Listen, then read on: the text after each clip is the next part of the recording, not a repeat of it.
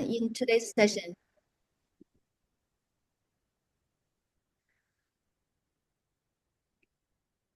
Okay, is the screen all right for all of us? Is this coming across okay? Yeah, I can Great. see that.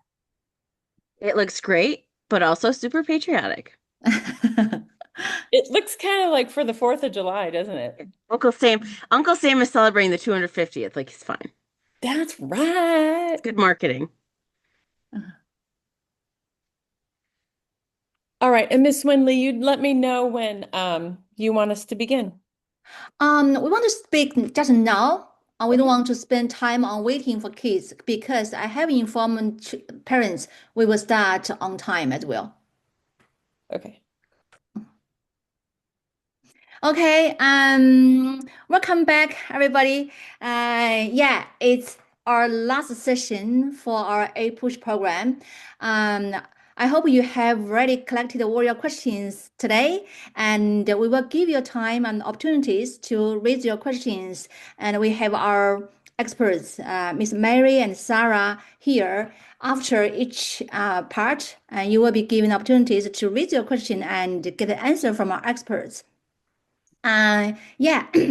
So thank you very much for Mary and Sarah for your time and for teaching today. So yeah, and also I like to say, boys and girls, you are great.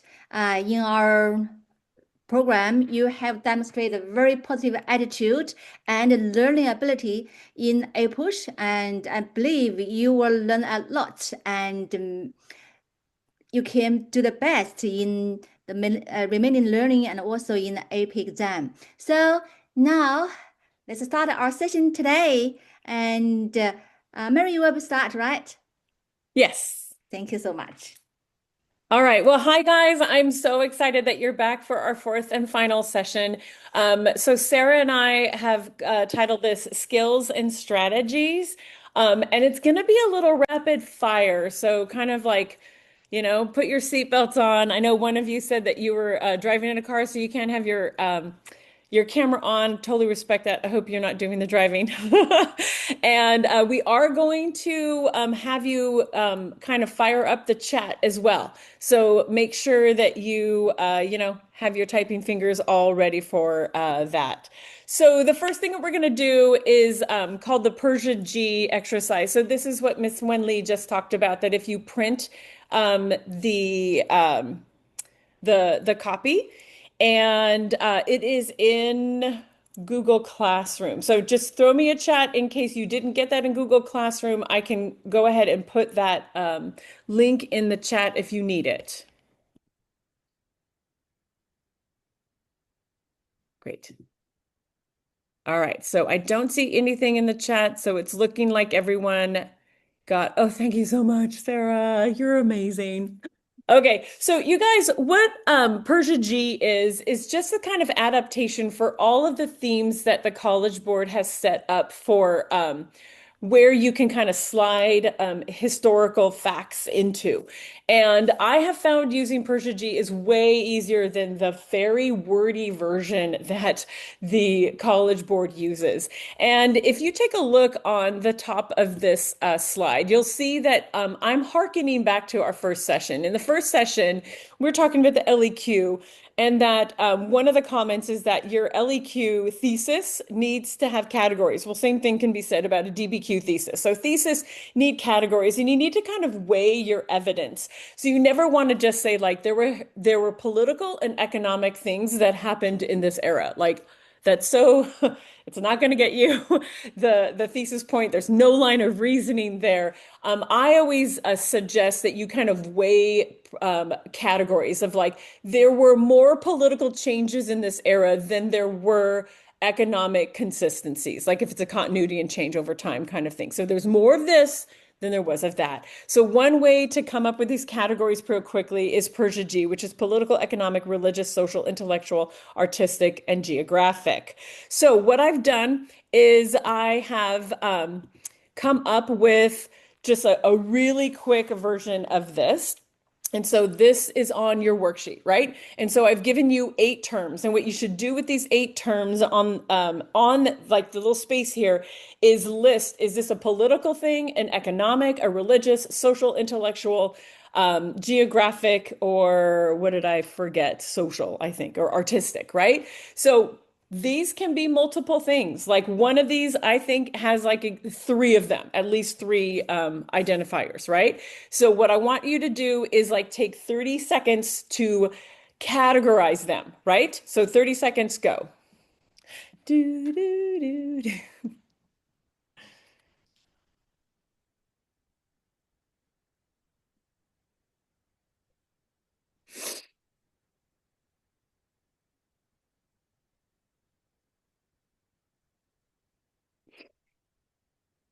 Okay, now that you have those categories, the second thing I've listed on there is on the bottom of the sheet, organize 2 clusters of similar terms. So I want you now to write in the terms under there that you can put 2 categories in. So is it going to be political? Is it going to be social? Is it going to be economic, intellectual? Whichever one you have more of, those should be your 2 categories. So please, as you're doing this, throw into the chat what 2 categories do you think most of these fall into? I'm looking at the chat, I'm staring at the chat, I'm waiting for the chat, and I want a response. All right, I see Leona. Thank you so much for being ding, ding, ding, the first to answer political and economic, and I totally agree. So then you have one political and one economic. Now you take those terms and you list them underneath political and ones that you have under economic, and I'll give you 30 seconds to do that.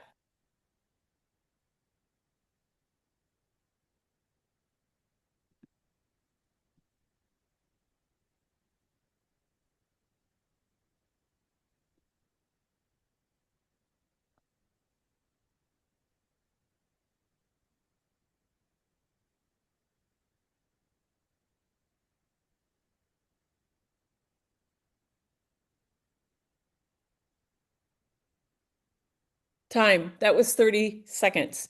All right, so do you have something that kind of looks like this? We got political, Hamilton, Jefferson, Declaration of Independence, Federalist Papers.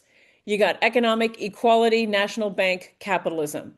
Now, thank you so much, Alan. We've got political, Hammy, Dem, Jeff, Fed, Deck, economic. Great. Yes, totally similar. Thank you. Thank you. So, did you notice we didn't use all of those terms? No, we don't have to use all 8, right? What you're trying to do is cluster brainstormed ideas into categories. So, you see that little arrow that I have on the left-hand side of the slide? Imagine that that list of 8 things was your brainstorm. So, you saw the prompt, you wrote down all of these things that you can think of that, let's say this is probably like a question on from like writing the Constitution to the debates on ratification to the early republic, right? And you're just writing that down, and then you organize those thoughts, right? So the brainstorm is disorganized, and then you organize those thoughts into the categories. And now in your writing, you'll have one support paragraph on political, where your key pieces of evidence are going to be Hammy, Jeffy, Declaration, and Federalist Papers. And then you're going to have another paragraph on economic, and you're going to plug in equality, national bank, and capitalism. And then you're going to have your final, conclusion there, right? And within those support paragraphs, you're making that argument. Can you see too how you have more on the political than on the economic side on this brainstorm? And so you can pretty much tell, like, yeah, probably more political change happened in this early republic than economic. It's not that economic things didn't happen, but they probably weren't the primary, driving force of what was happening historically compared to the political changes in the early republic. All right. So I know this was just like super fast slam. Are there any questions that you can either unmute yourself and ask or put into the chat?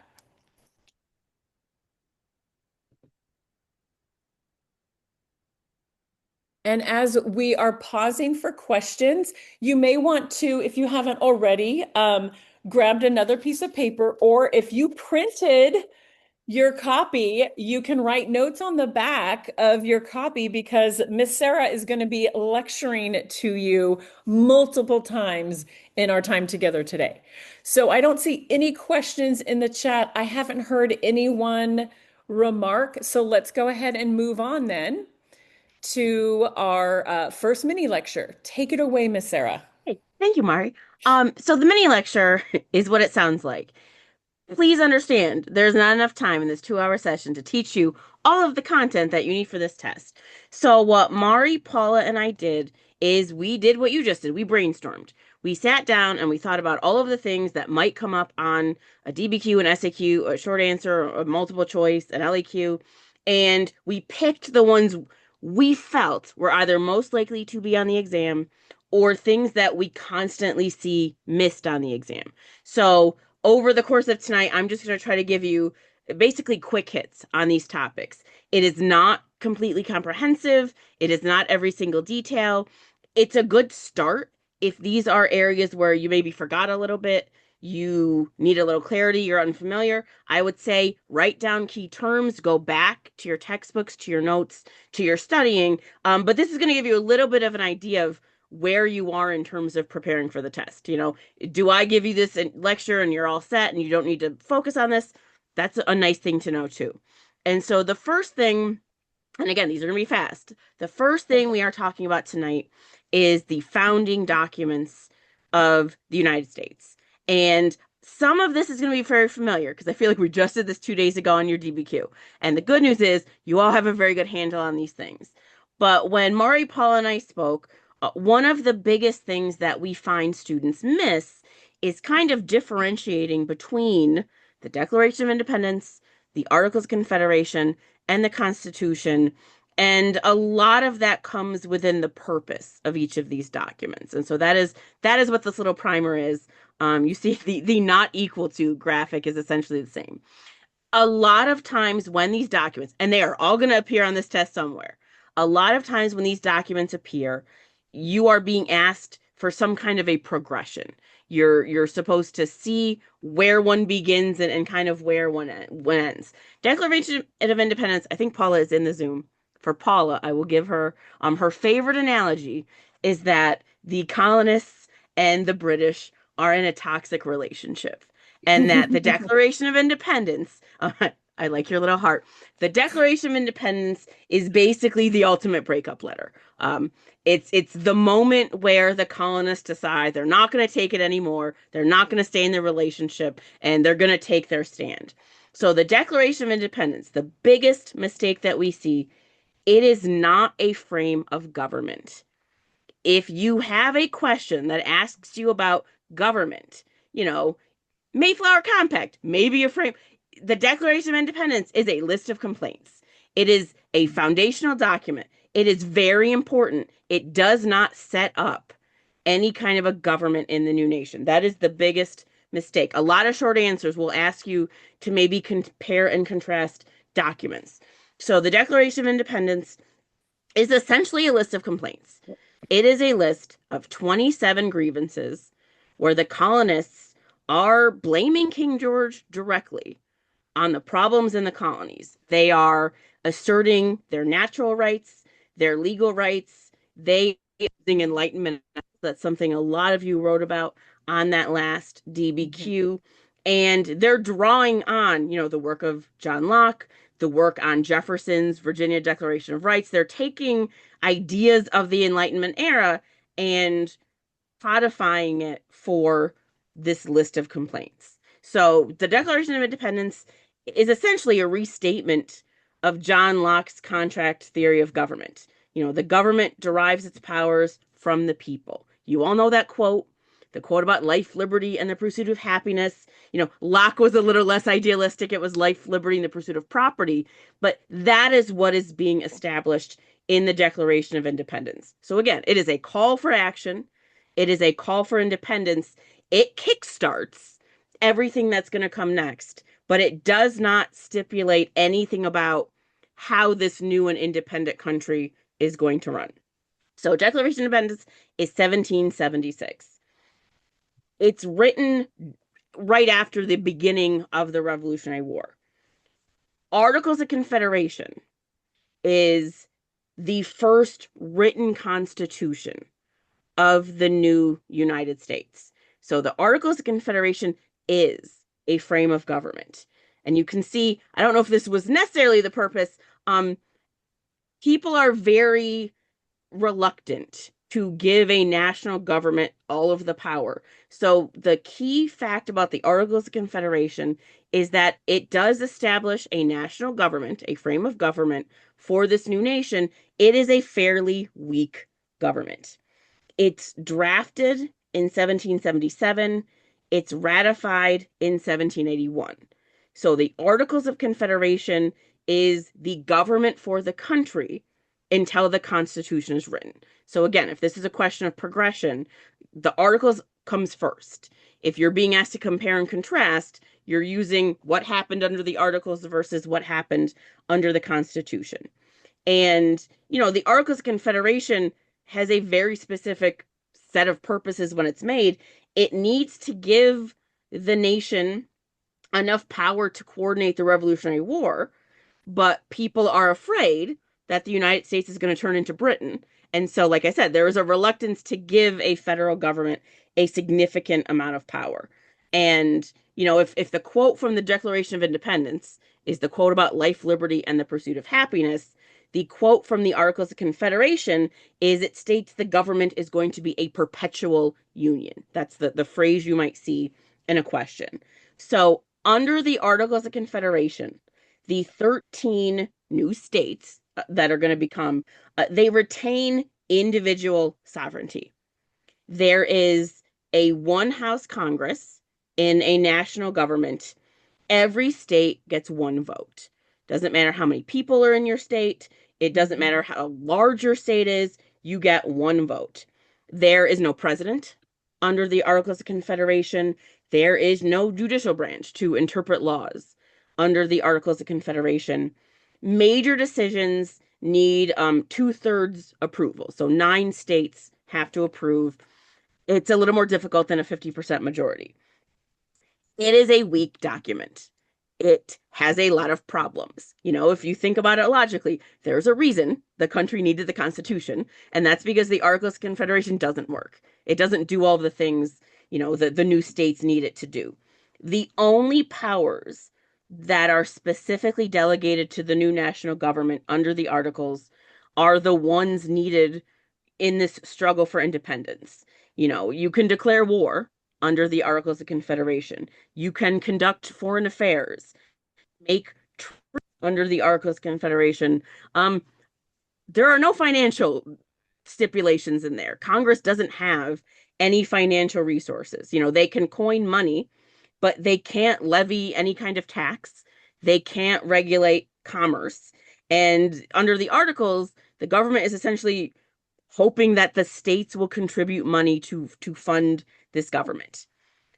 To amend the Articles of Confederation, there needs to be a unanimous vote. It needs to be 100% unanimous from the states, which I think if you've ever read or seen anything about any government ever, getting everyone to agree to something is really hard to do. Getting all 13 states to agree to do anything, it never actually happened. I guess that's how hard it is to do. And so there are attempts to strengthen the Articles of Confederation. None of them get the unanimous vote. None of them are effective. So as time goes on, the lack of financial jurisdiction and this lack of being able to amend the articles leads to this decision where initially delegates want to try to amend the Articles of Confederation. And as time goes on, if you remember what the Virginia plan is and the New Jersey plan is, those are good things to go back and review. People realize the document is too flawed. It's not really something that's fixable. And so they're going to write a new document, and that new document is going to become the Constitution. So 1787, the Constitutional Convention meets for the first time in Philadelphia.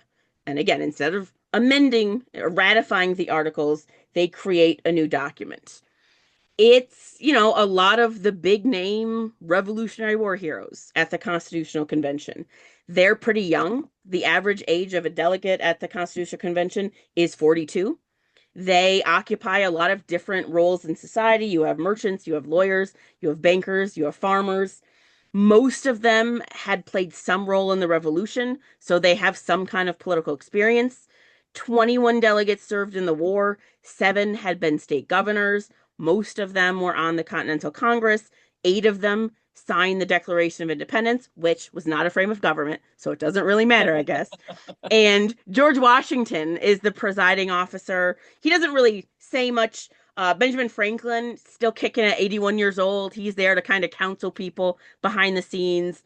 And the key about the Constitution, because this always comes up in some point, John Adams and Thomas Jefferson are abroad. They're working on other diplomatic missions. So while the Declaration of Independence is definitely, Jefferson's document, the Constitution is not. This is a separate group. This is the James Madisons. This is the Alexander Hamiltons. If you've ever seen the musical, you can kind of slot this into what's happening in Hamilton.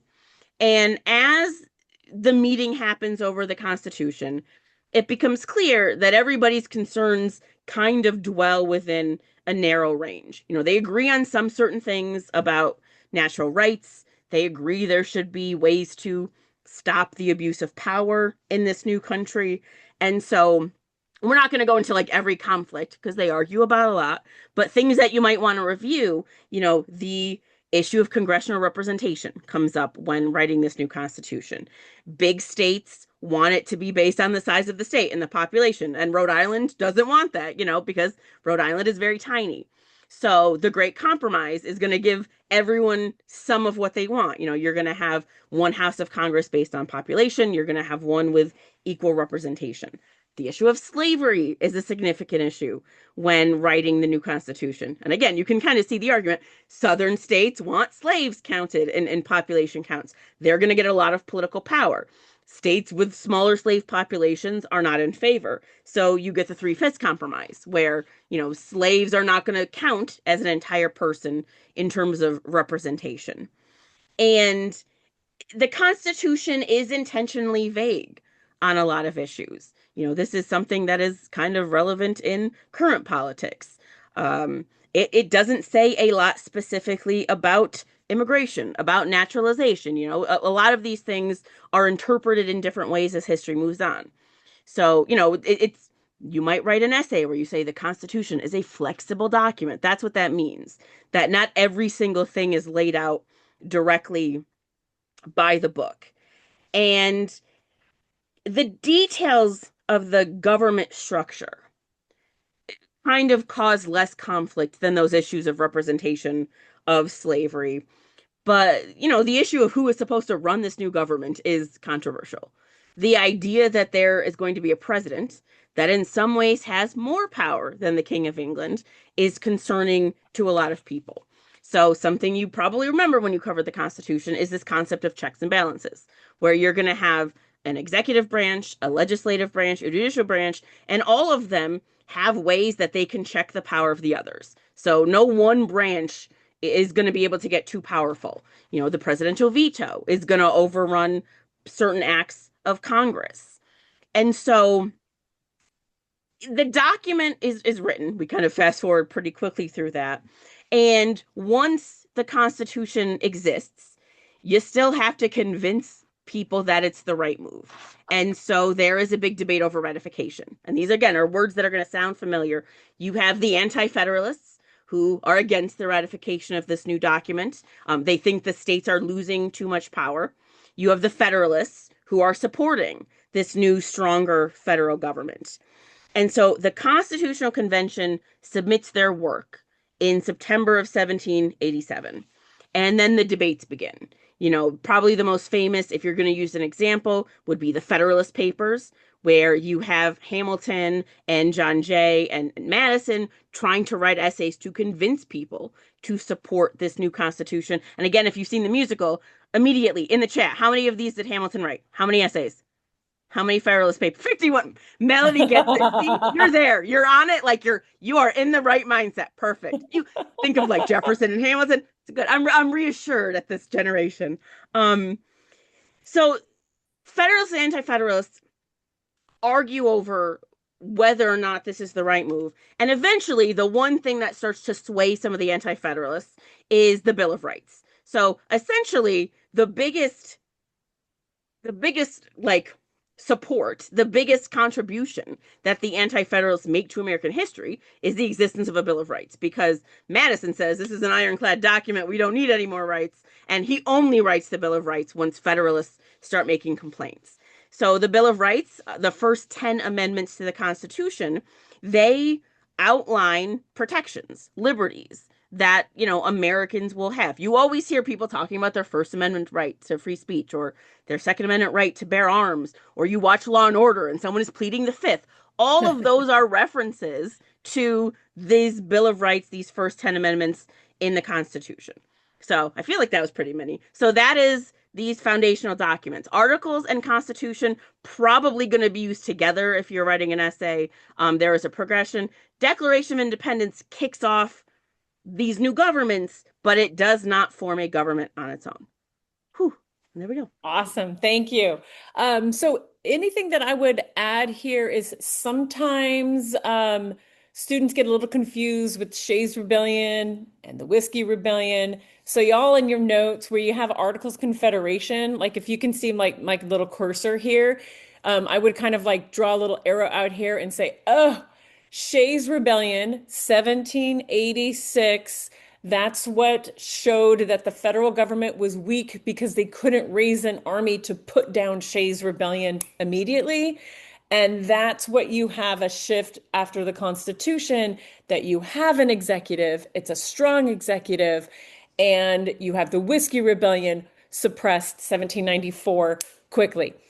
So that's sometimes those are really good pieces of evidence if you're being asked of like name an event that would be associated with the articles and a need for a constitution versus name an event that illustrates the Constitution created a strong government.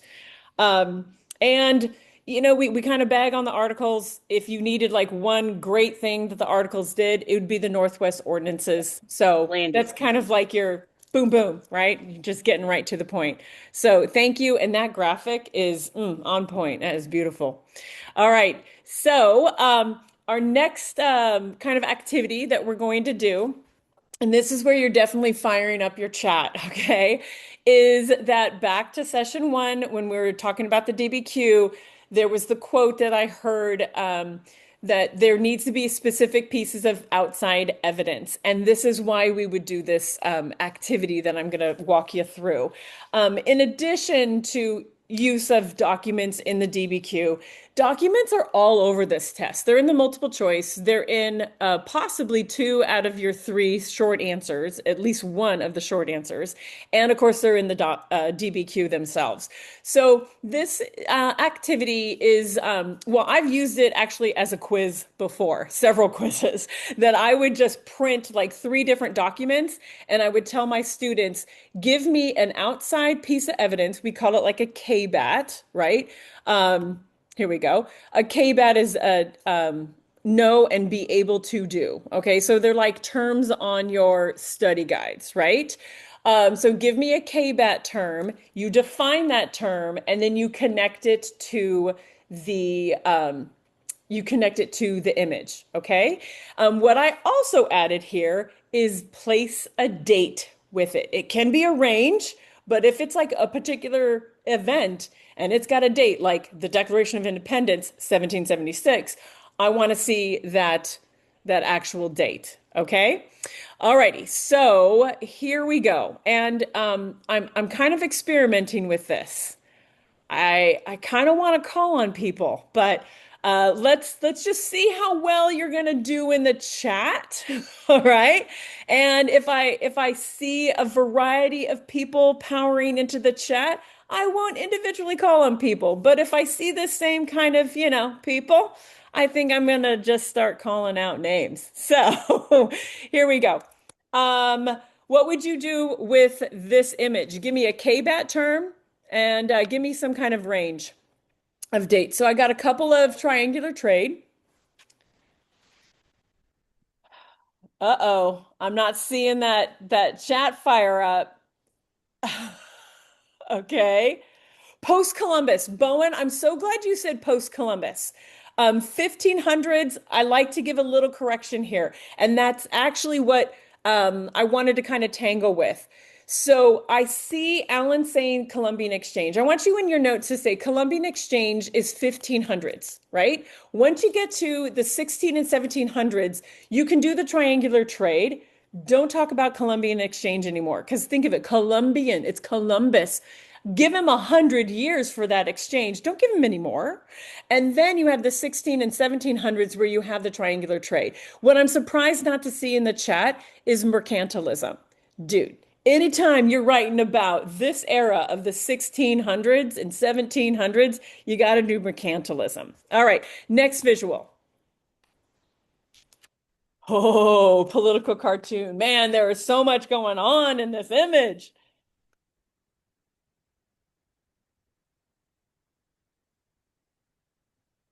All right, I've got Bleeding Kansas, Free Soil Party. Yes, but it says Free Soiler on there, so it wouldn't really count as outside evidence. John Brown, he is not in this image. I don't think I would do John Brown. I think it's going a little too far off of what it actually has in the image. So I see Bleeding Kansas. Y'all, what was a piece of legislation that led to Bleeding Kansas, of the people rushing into Kansas and stuffing ballot boxes? What was that piece of legislation? Kansas-Nebraska Act. What's the year of Kansas-Nebraska Act? 1854. Thank you, thank you. All right, now do you all see like my cursor when I spin it around like this? Hmm? I hope. Yes, great. Okay, so this dude right here, this is the little giant. This is Stephen Douglas. Underneath him here is Franklin Pierce.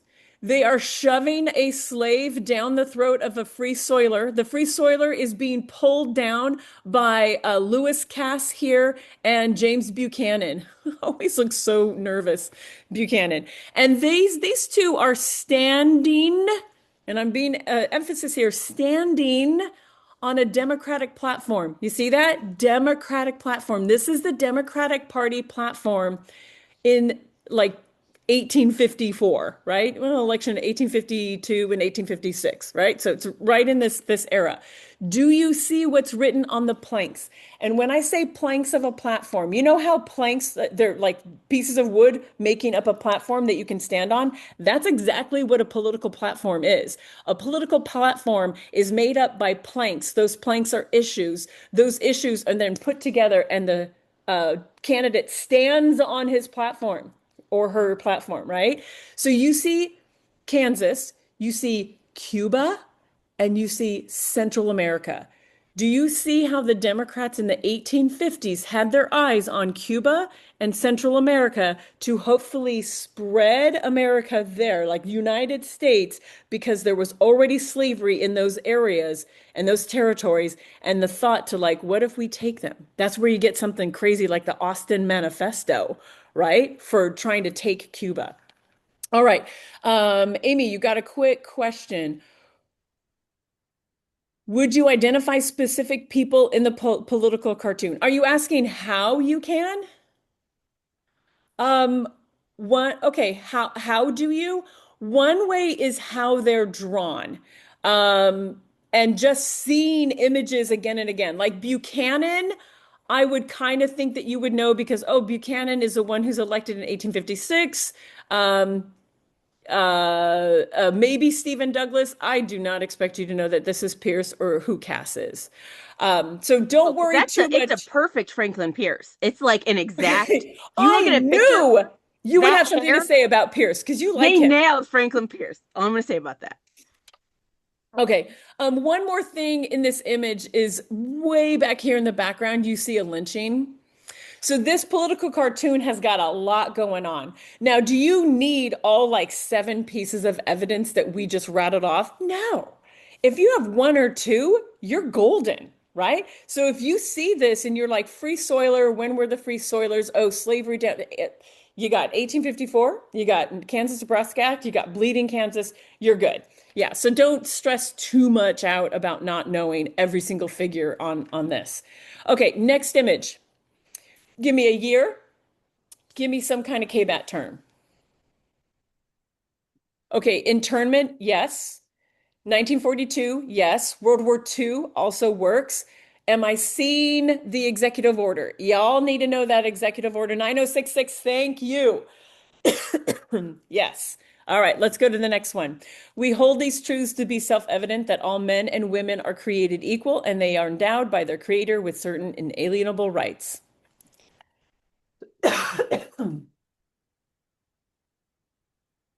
Do we have a date? Do we have a person saying these words? Do we know where it was it's not the Declaration of Independence, people. Read it one more time. We hold these truths to be self-evident that all men and women are created equal.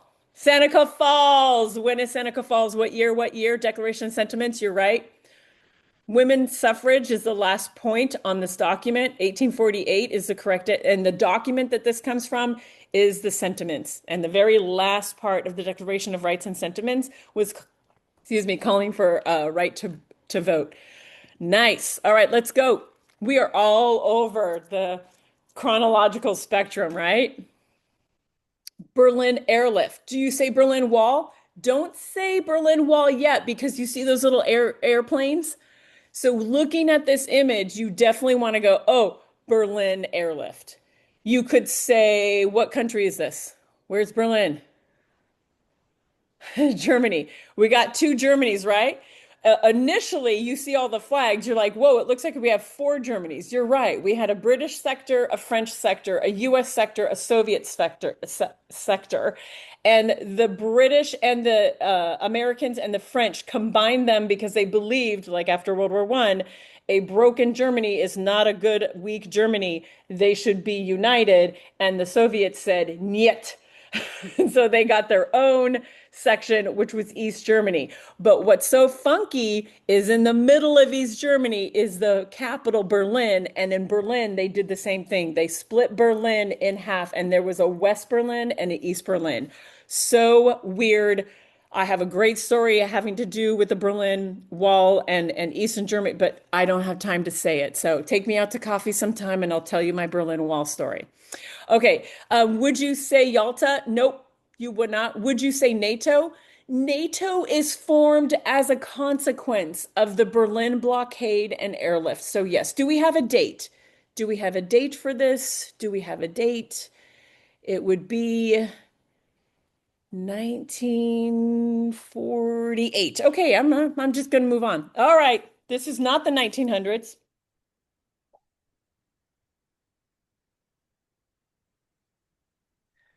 Republican motherhood, I'm going to say no. Republican motherhood, I'm thinking like really early 1800s. By the time we get to like the 1840s, 30s and 40s, I would say it's more of this. So what you see here is he is wooing her, and then he won her. And then on the right side, it says, the woman who will read. And she's, well, she's reading a recipe book. Cult of domesticity. Very good. Okay, would I use suffrage? Probably not, because this image is reinforcing what was called separate spheres, that men inhabited a separate sphere as women did. So I would use cult of domesticity, the cult of true womanhood, or separate spheres. Awesome, awesome. All right.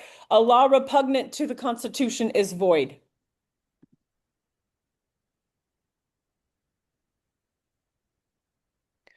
Not Calhoun. Marbury versus Madison. Great. What year? What year?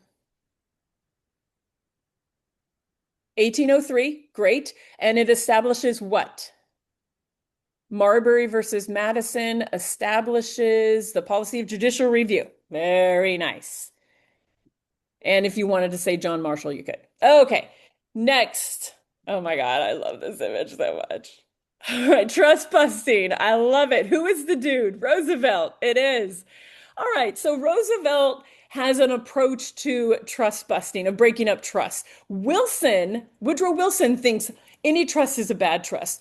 Teddy Roosevelt's like, you can kind of tame some trust, some you can actually work with. So I want to point out some like really kind of creepy things with you right now. All right, so one is here's Teddy. We know from his like his look, his little spectacles, and whoever had asked before, like, am I supposed to know the images like from the Free Soil one?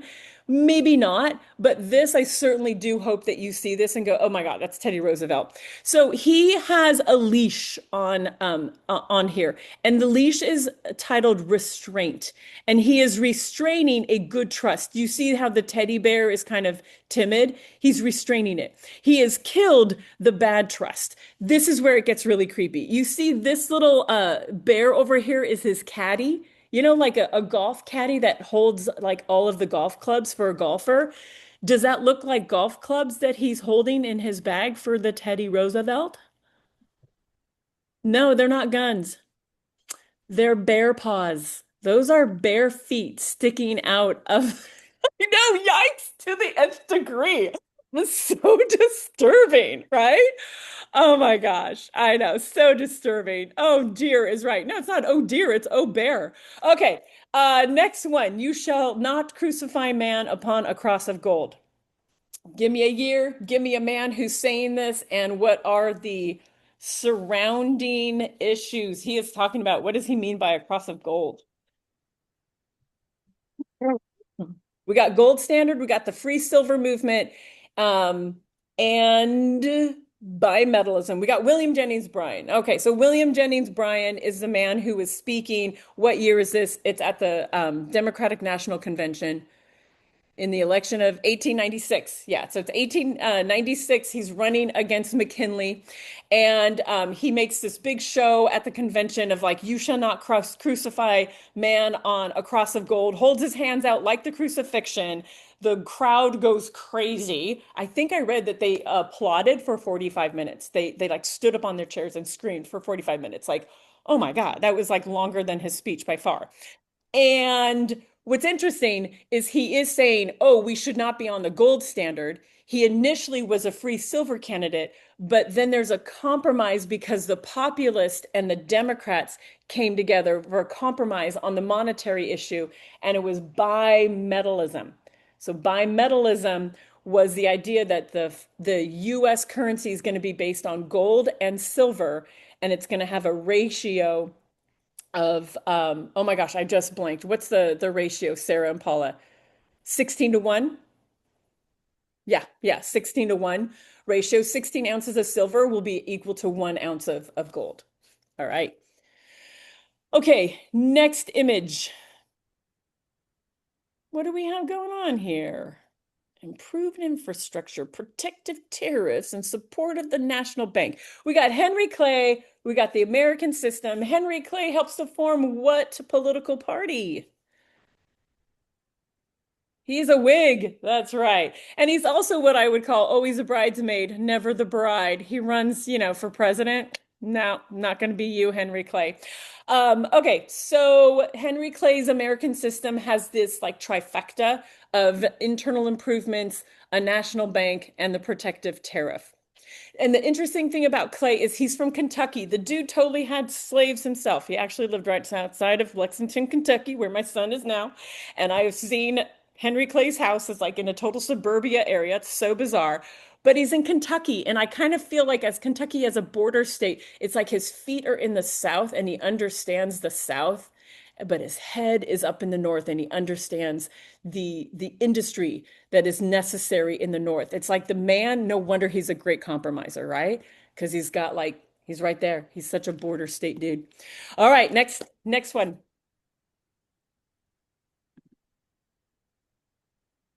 Can you identify the tailor? Who is this guy? His initials are on his bib.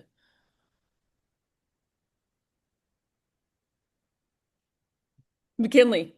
Yeah, so it's MK right here. So here's McKinley. He is the tailor, and he's fitting Uncle Sam for a new suit because Uncle Sam is growing too large. So imperialism, right? That the US is growing too large. So here, let's get a little bit more, I don't know, analytical, right? Let's look at the point of view. Whose point of view is this image? Is it pro-imperialist or anti-imperialist? Yeah, it's anti because it's saying, oh, you're growing too big for your britches, you're growing too fast. And what do we have over here coming into the tailor shop are anti-imperialists going, oh, you forgot to take your medicine. Like, here's your weight loss drug, Uncle Sam, right? You gotta loosen up there. All right. Next one. We already have a year, so we don't need a year.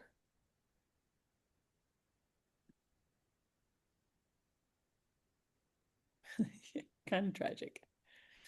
All right, so we have mention of the corrupt bargain. Our major candidates, we have Andrew Jackson, John Quincy Adams, Crawford, Clay. They're going to be kind of out of it. But I'm really happy that you saw kind of the connection of that. That's right. We got Henry Clay. Henry Clay was the Speaker of the House. This election, because no one got the majority, had to go to the House of Representatives. And the House, led by Henry Clay, perhaps was swayed by Henry Clay to actually award the election to John Quincy Adams instead of Andrew Jackson, even though we see that Andrew Jackson got the popular vote. 1824, this election, what does it conclude? There was like a time period from let's say the end of the war of 1812 until 1824. So about 10 years. Yes, era good feelings. Okay, I was trying not to use the word era, but by 1824, this election kind of exemplifies the end of the era good feelings of like, you can't really just have one political party. You're going to have some factions. And this is out of this, we get the formation of the Democratic Party. All right, term for this. Yes, Chinese Exclusion Act. Would I use more? Probably not. I would I would definitely just use Chinese Exclusion Act, 1880s. It is the very first time the federal government passes any um, sweeping immigration law, like a restriction. I know you probably would say, what about the like Adams passing the Alien Sedition Acts? Nah, no, no, nothing like this. So it's the first time that we actually have sweeping immigration control, and we're banning a group of people based on their race. Whoa, right? Whoa. So that's pretty major. Okay, next one. We're going to use nativism in a bit, so maybe not so much with that last one.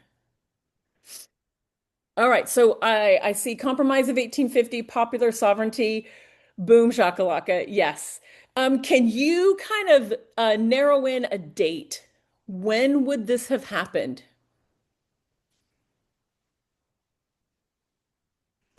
So I would definitely use a compromise of 1850 for 1850. Yeah, because it's after the Mexican American War because we see like the panhandle of Texas, it is not way up there. So that compromise of taking down, part of what Texas had, giving it to the New Mexico territory, the Utah territory. They haven't organized into states yet, but California is in as a state. It's labeled as a free state. So we know that this is definitely after the Mexican American War, but we can kind of see like the pieces of the Compromise of 1850. The only thing that we can't really see in this image for the Compromise of 1850, because it kind of cuts off before we get to the East Coast, is that it did ban the slave trade in Washington, D.C., and it also made for a stiff fugitive slave law. So those two parameters about the Compromise of 1850 are not illustrated in this image. But if you were to bring that up, if this was a document on your DBQ, that would give you that analysis point. All right, now what are we going to do with this image? If you can't really see, this says Irish whiskey, and this says Lager beer, auf Deutsch, actually, in German.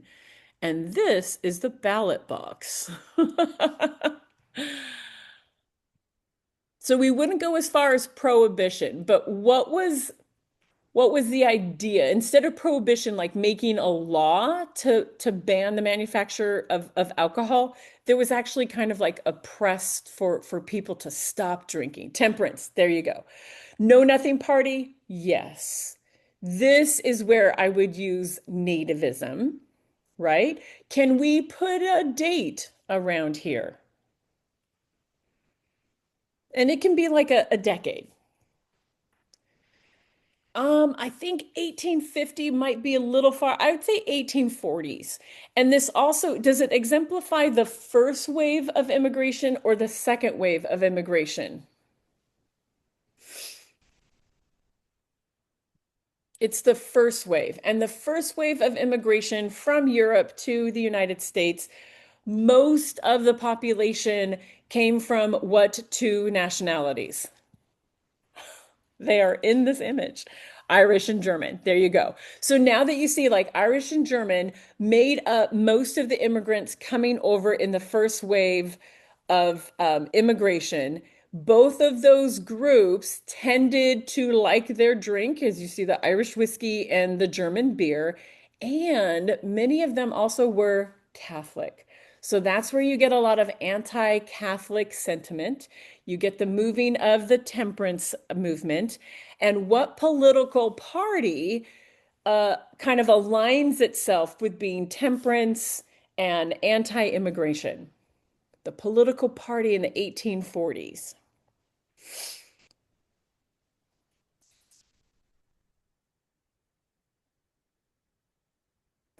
So the know nothings, they're never like a huge part. I'm talking about one of the two major political parties. So were Democrats or were they Whigs? They're the Whigs, yeah.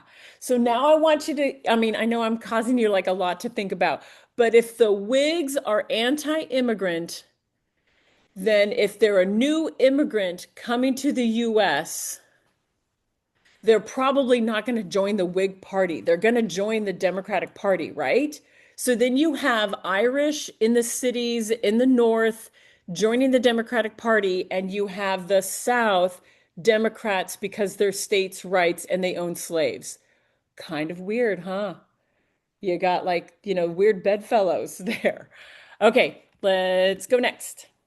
And this quote, the ideas and traditions of our nations demanded that we come to the aid of Greece and Turkey, and that we put the world on notice that it would be our policy to support the cause of freedom wherever it was threatened. Containment, Truman Doctrine. Give me a year.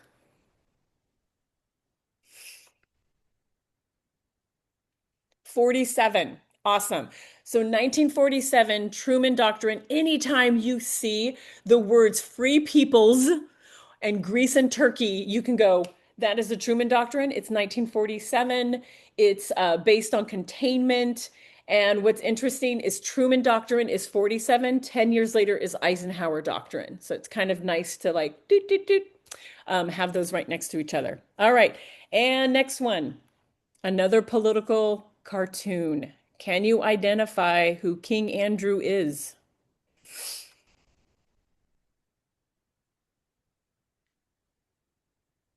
All right, we got Andrew Jackson, Jacksonian Democracy. Can you tell me a date that this has to be after a certain date? Yes, it's after 1832. So don't say 28. It has to be 1832 because he's vetoing the Bank of the United States in his second run for president, right? Not in 1828. Well, his first was 1824, but not 1828, but in 1832. So you could do bank veto for this. You could do Nicholas Biddle, the Bank of the United States. It's technically the second Bank of the United States that he's killing, that he does kill.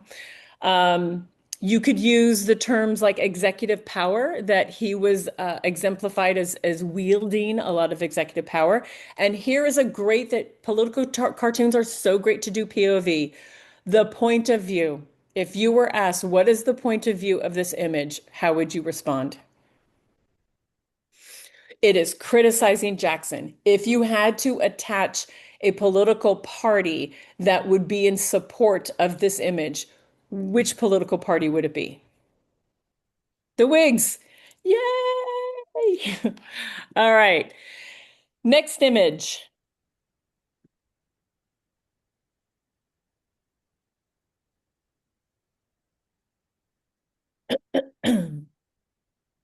So Plessy v. Ferguson is 1896. Do you think this is that long ago? Segregation, Jim Crow in the South. Yeah, what era do you think this is?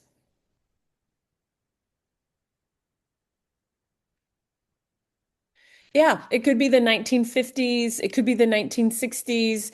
If you needed to associate a KBAT term with this, using Jim Crow, using segregation, using the Civil Rights Act of 1964, that would be great. Could you use Plessy v. Ferguson as contextualization? Oh, yeah. Yeah, definitely.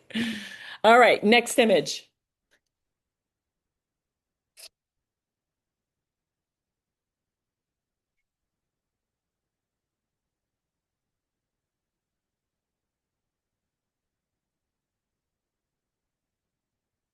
So again, our activity is what outside evidence would you use with this? Would I use the Mexican-American War? I'd use this pre-Mexican-American War. Annexation of Texas? Yeah, I think I would do that because you see how Texas is labeled the Republic of Texas? You know that Texas was its own country, essentially, the Republic of Texas, for almost a decade. And they are the only state in the US that are allowed to fly their flag at the same level as the United States flag.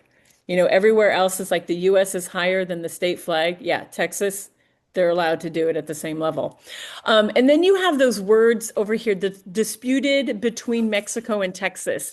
So you know that this map must be right before the Mexican-American War. And another clue, all of this is labeled Mexico, right? All right. So I want you to be able to like see these maps and go, oh, I can actually associate a date around this. Like this must be, pre 18, it's definitely pre 1845. And yes, it says 42 to 45 here, right? All right. Just a couple more images.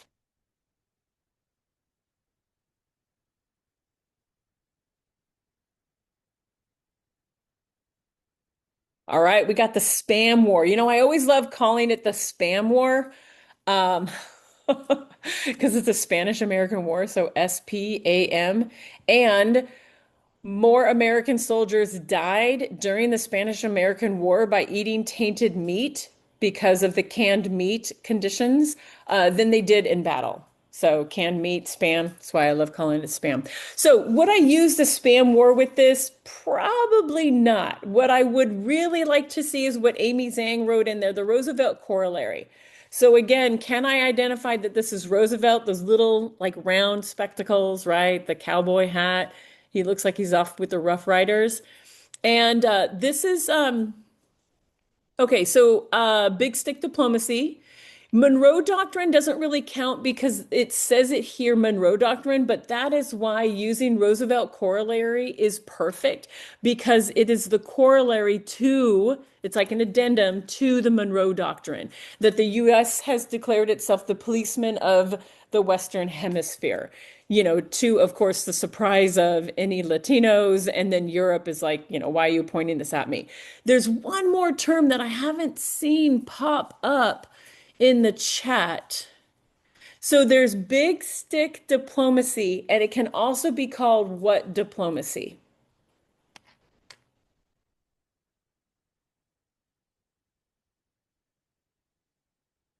Big stick is also known as gunboat diplomacy. So this is a gun. This is a boat. It's a gunboat diplomacy, right? All right, let's do two more. Another political cartoon. Can you give me a date? Can you give me characters? Can you tell me what this is referencing?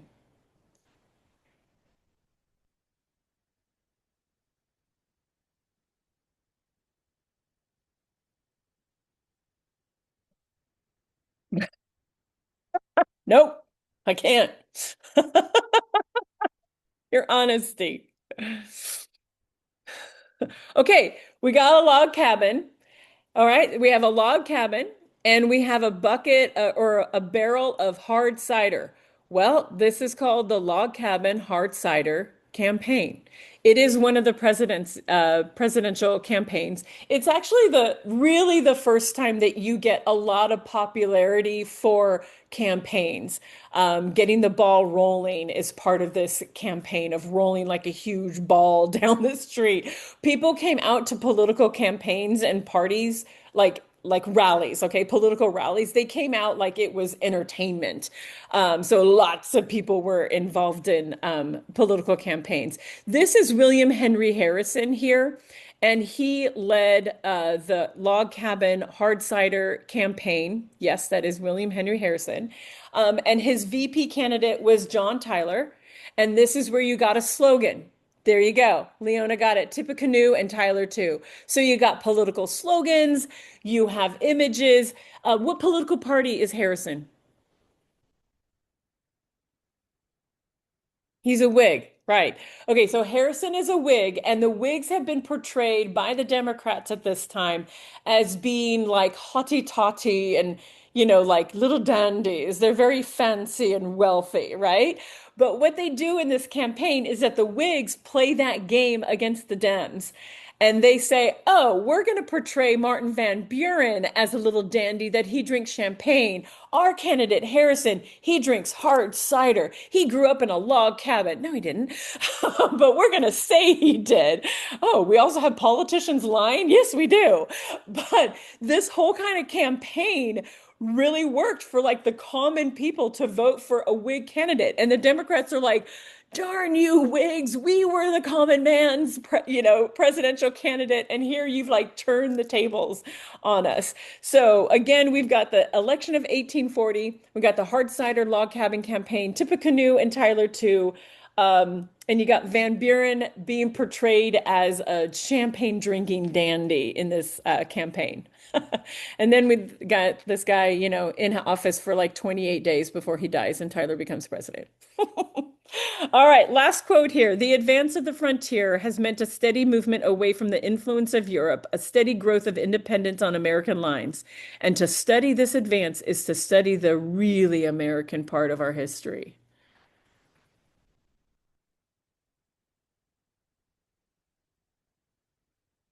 Who said this? When was it? Why do I need to know? It is Frederick Jackson Turner, the Turner thesis or the frontier thesis, beautifully done. Anytime you see a quote that talks about the frontier in like this glorifying way of like, oh, that's the last time we really were Americans, you can just put down the book and go, oh my gosh, this is Frederick Jackson Turner. I mean, the guy's like in love with the frontier, right? If you had to give me a date, what date would you throw in there?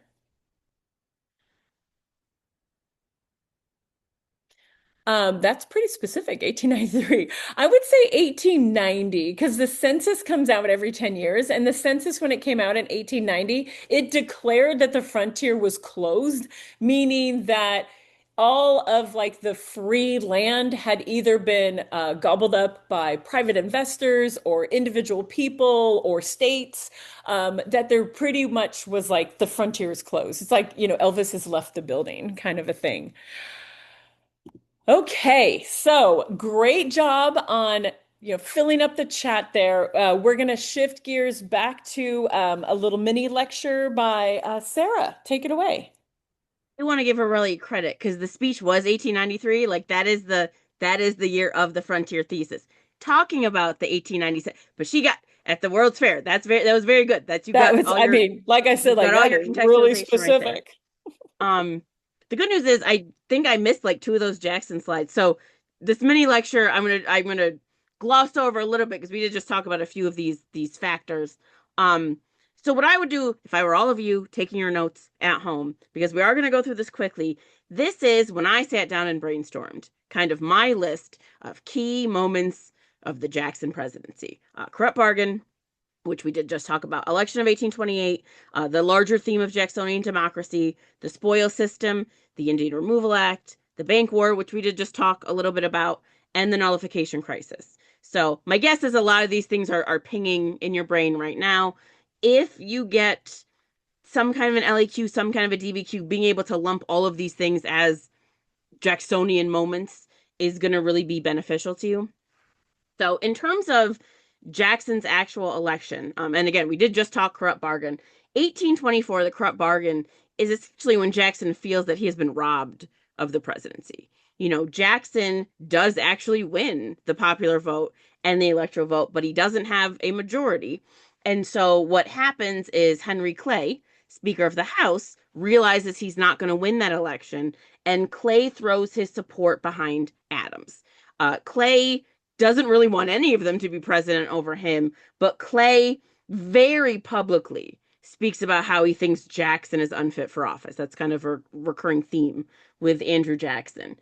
And, John Quincy Adams' program is close enough to Henry Clay's program. So Jackson in 1824, he carries this all the way through to that election in 1828. He accuses Henry Clay and John Quincy Adams of being involved in this corrupt bargain.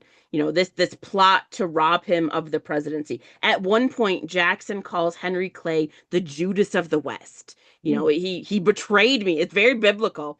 And it almost cripples John Quincy Adams' presidency before it begins, because he never really gets away from these allegations that he made a deal with Henry Clay to make him president. And I will say, in modern times, we don't have any evidence that there was a deal, that there was any kind of agreement between Adams and Clay. But it's not a coincidence that John Quincy Adams names Clay his Secretary of State.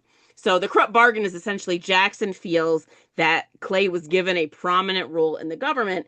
Also, previously, you had several secretaries of state, I believe it was the previous three, who became the next president. And so a lot of people see this as kind of John Quincy Adams rubber stamping Clay as the next president. And I'm going to say Mari gave you that whole oh, he's the bridesmaid, never the bride, because we all know it is not going to work out for Henry Clay. So actually, if you go to the next slide, Mari, it's actually the same slide you just showed, just in a different version. I did not realize your election of 1824 was similar but different, but this is essentially the corrupt bargain. And I again point out that Jackson has 38% of the electoral vote. He has 43% of the popular vote. He does not win the election. The election goes House of Representatives. Clay, as Speaker of the House, has a lot of influence. So there is a rift created in the party. Because remember, the issue here is everybody is a member of the Republican Party. And when everybody is a member of the party, it's almost like there's no party. You see the no parties because they're all just running against each other. There's really no differentiation. And so what you do start to see after this election in 1824 is the minority of people who cast their votes for, kind of the economic nationalism that Clay and Adams represented. They start calling themselves the National Republicans to kind of differentiate themselves from the rest of the party. The opposition party, the ones who support Jackson, who think that Jackson was wronged, they start to call themselves the Democratic Republicans. And these are not Republicans like our modern Republican Party, but eventually the Democratic Republicans drop the Republican and they become the Democrats. And we did speak about that a few minutes ago. So all of this is going to lead up to the election of 1828, which is the election that Jackson actually wins. Jackson essentially starts campaigning the minute after he loses, which he doesn't feel that he lost, this election in 1824.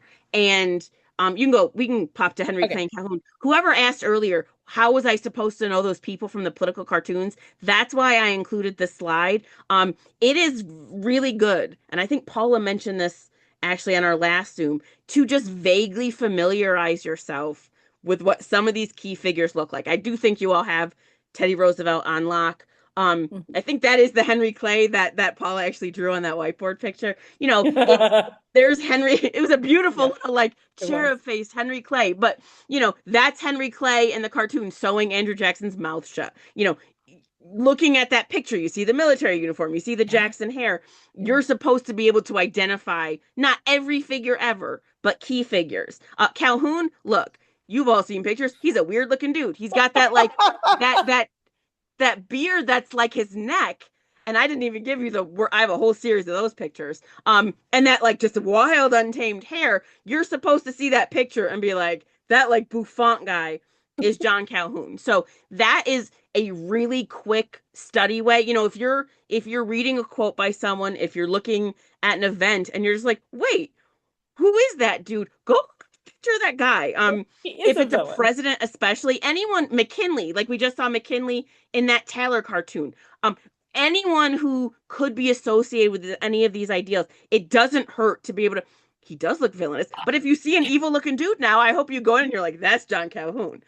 So I do think it's a weird, like Wikipedia deep dive one night, but being able to, presidents and significant figures have a visual, and obviously it's a lot easier once photographs, enter the picture. The only Henry Clay photographs, he's very old and decrepit looking, so I did not quite go to the Henry Clay photo. So, election of 28, you have a pretty vitriolic campaign between Jackson and John Quincy Adams.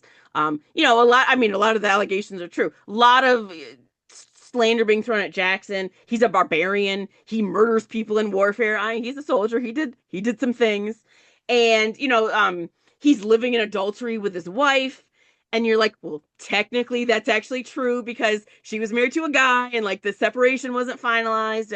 And they dragged John Quincy Adams during the election for being like, he's living on the public treasury. He's like bringing in girls from France to like entertain him for the evening. So it's really this aristocrat versus this barbarian.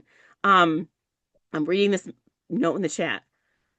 Oh yeah, we can do that. Oh, yes. So If you want to do essentially, it now, or we could do it I'll later. do it now because I think we're kind of in the Great, zone. great. What happens is in 1824, everyone running is a Republican. They have Mhm. very different ideas about government, about public works, about federal intervention. But what begins to happen is because everybody in the party is running together on different platforms, Adams and Clay kind of separate themselves off and they are referred to as the National Republicans.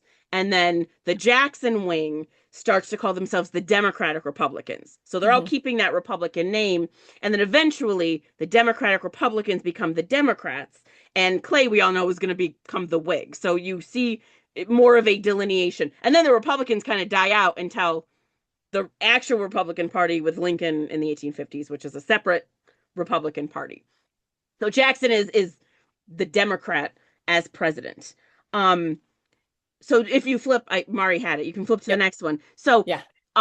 this is a pro Jackson campaign poster. If you've seen the negative one, it's all like the little coffins lined up about Jackson. And I show you this because I think the thing that is maybe the hardest to wrap your mind about for Jackson is this idea of Jacksonian democracy. What do they mean when they say Jacksonian democracy? What is this concept? We kind of know what Jeffersonian democracy is. How are they similar? How are they different? That could be a great question that you get. But Jackson, you see it on this poster. Jackson is really campaigning on this idea that he is one of you. He is the man of the people, hero of two wars, the hero of the Battle of New Orleans. He who could not barter no bargain for the presidency. There's a little corrupt bargain throwaway in this slide. Power should be derived from the people. Vote for Andrew Jackson. Like he's your guy. He is your bro. And it works because he wins pretty handily in this election in 1828. And Jackson, he has a lot of political ideas working for him. He is a military victor. He is kind of a hero of the frontier. He's a farmer. He's a slaveholder, which a lot of people are going to vote for that. He is a lawyer. He has a trust of Southern planters. He really doesn't like the bank. So people who are against this national structure, people who are debtors, are going to start pledging their allegiance to Jackson. And Jackson really benefits from this growing spirit of democracy in where, the common people of the country are not really appeased by looking to their betters, by looking to aristocrats for leadership. That's the whole story of the revolution, right? It's a bunch of aristocrats who are making decisions and who are writing these documents, the Constitution, and running the country. And so in the election that Jackson wins, being labeled an aristocrat is almost politically fatal. That is the undoing of John Quincy Adams. And larger context in this situation is, since 1800, it's becoming a lot easier for white men to vote. There are some states that had, universal mass suffrage in very small amounts. Pennsylvania, I think, was the one. If you paid taxes, you could vote. So there's a financial element. 1790s, Georgia and New Hampshire are going to create similar um, policies. Vermont and Kentucky by 1792 have embodied universal mass suffrage. 1807, New Jersey, Maryland, and South Carolina abolished property requirements. So you don't have to own land and have money to start voting. And all of that is leading up to this election of Jackson in 1828. If you don't have to own land, you don't have to pay taxes, you still have to be a white dude. You can have a say in what's going on in this election. So this expansion of voting rights to even the poorest people is what gets you Jackson as president. It's what introduces this concept of Jacksonian democracy, that politics can be open to the masses, that you can have the ordinary people, again, within a pretty narrow white dude realm, can actually have a say. And that's why Jackson is the guy. He appeals to the masses. He's a dude just like you. He's pretty down home. He's very much against a lot of the things you might be against, things that wealthy people are benefiting from. And so it's this idea that there's a more democratic political world than had existed in this system prior to 1828. Again, there's all those slogans. At one point, there's a slogan that Jackson uses: Adams can write, but Jackson can fight. And it's really like dissing on that idea of the aristocracy. Like, who cares if it can spell things amazingly? Wasn't it Jackson? He's like, I don't respect any man who knows more than like only one way to spell a word. It's that's not what I'm focused on. I'm focused on these larger issues. And so Jackson wins the election. Even his inauguration is kind of this example that things have fundamentally changed. I don't know if you know the story, but very quickly he's inaugurated and 20,000 people show up and like storm the White House. They're like breaking furniture, they're breaking dishes. I mean, Jackson at one point has to like escape out of the window and like, look, previously the president gets elected, there's a really nice like state dinner and everyone goes home. It's really upper crust. And that's not the vibe that Jackson really portrays in his presidency. Jackson gets into duels with people. Jackson has like bullets lodged in his body from these previous duels and assassination attempts. So Jackson symbolizes there's this shift in power. He's born in poverty. He's a champion for the people. He's a champion for the common man. Thomas Jefferson once says about Jackson, his passions are terrible. He's dangerous and unfit for the presidency. And there's the split between upper crust, aristocratic, Thomas Jefferson, and like gonna maybe fight you in the street, Andrew Jackson. So that's Jacksonian democracy, is this will of the people bringing this candidate forward. And a lot of what Jackson says he's going to do for the people is he's going to change the structure of the federal government. We have to make this a government that's not just working for the rich and powerful. You know, Jefferson talked a lot about an egalitarian republic, but that's not the way this government is running. So there's a reason the bank is kind of this villain in Andrew Jackson's origin story. Jackson says he wants to lower taxes. He wants to reduce government spending. He wants to pay off federal debt. He wants to destroy the bank. He also wants to remove Native Americans so white people can go and expand their land. It's not all like he's for the people. He's for some people. We still have to give us kind of our time period in context. One of the ways that Jackson tries to kind of expand this democracy is through this concept of rotation into office, that party loyalty should be the main qualification in getting a government job, not permanent bureaucrats who buy their way into these positions and stay there forever. And so this is called the spoils system by his opponents who are not happy. And it comes from that quote, to the victor goes the spoils. You win the election and you can shove all these positions full of your partisan people who are going to support you and vote for the programs that you want to vote for. Jackson, we saw that slide with Clay and Calhoun. Jackson has kind of a lot of, even within his own cabinet, warring personalities, I guess is what we'll call. We've got the Martin Van Buren, we've got Clay, we've got Calhoun and his like beard situation. And so I guess going a little out of order from the slide, um, one significant moment is the nullification crisis. I do think this is maybe sounding vaguely familiar. We're not going to go into all the like lead up tariffs. That's definitely something you might want to read about. Essentially, there is this tariff of abominations in 1828. There's this real concern among Southerners that it's going to destroy their business, their industry, their livelihoods. John Calhoun tries to do this like political maneuvering where he's going to kind of support it and think it doesn't pass, and then it passes anyway, and he thinks the South is going to be screwed. And so, South Carolina stands to lose significantly from this new tariff in 1828. 55% of South Carolina's population is slave in 1830. And with the way the government's going, with like the Missouri Compromise, there are a lot of concerns that slavery is maybe being crushed out in parts of this government. And Calhoun writes a document called South Carolina Exposition and Protest. And he talks about nullification. If there's a federal law that a state doesn't agree with, the state can just choose to nullify the law. The state can just choose to not follow that law. And, Calhoun is trying to preserve the minority rights, as he sees them, of the slaveholding agricultural South.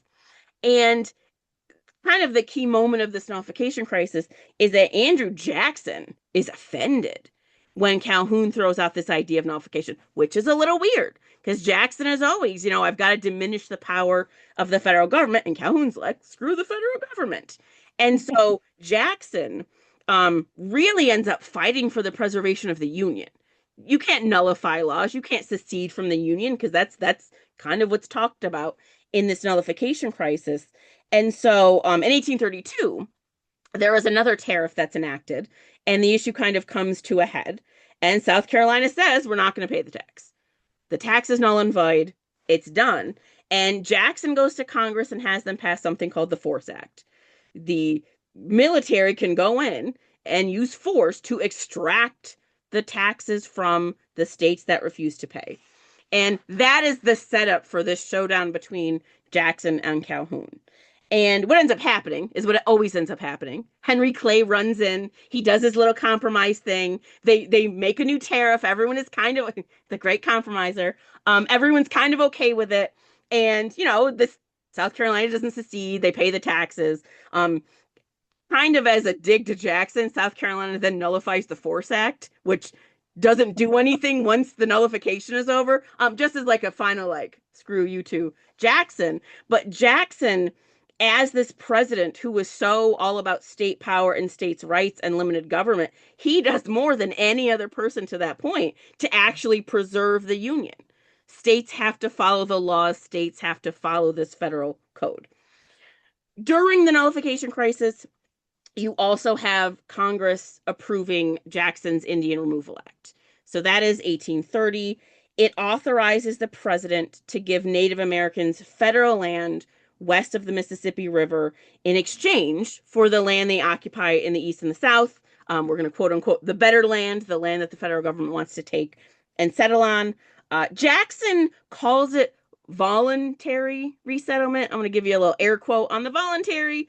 When the military shows up, it's not really that voluntary.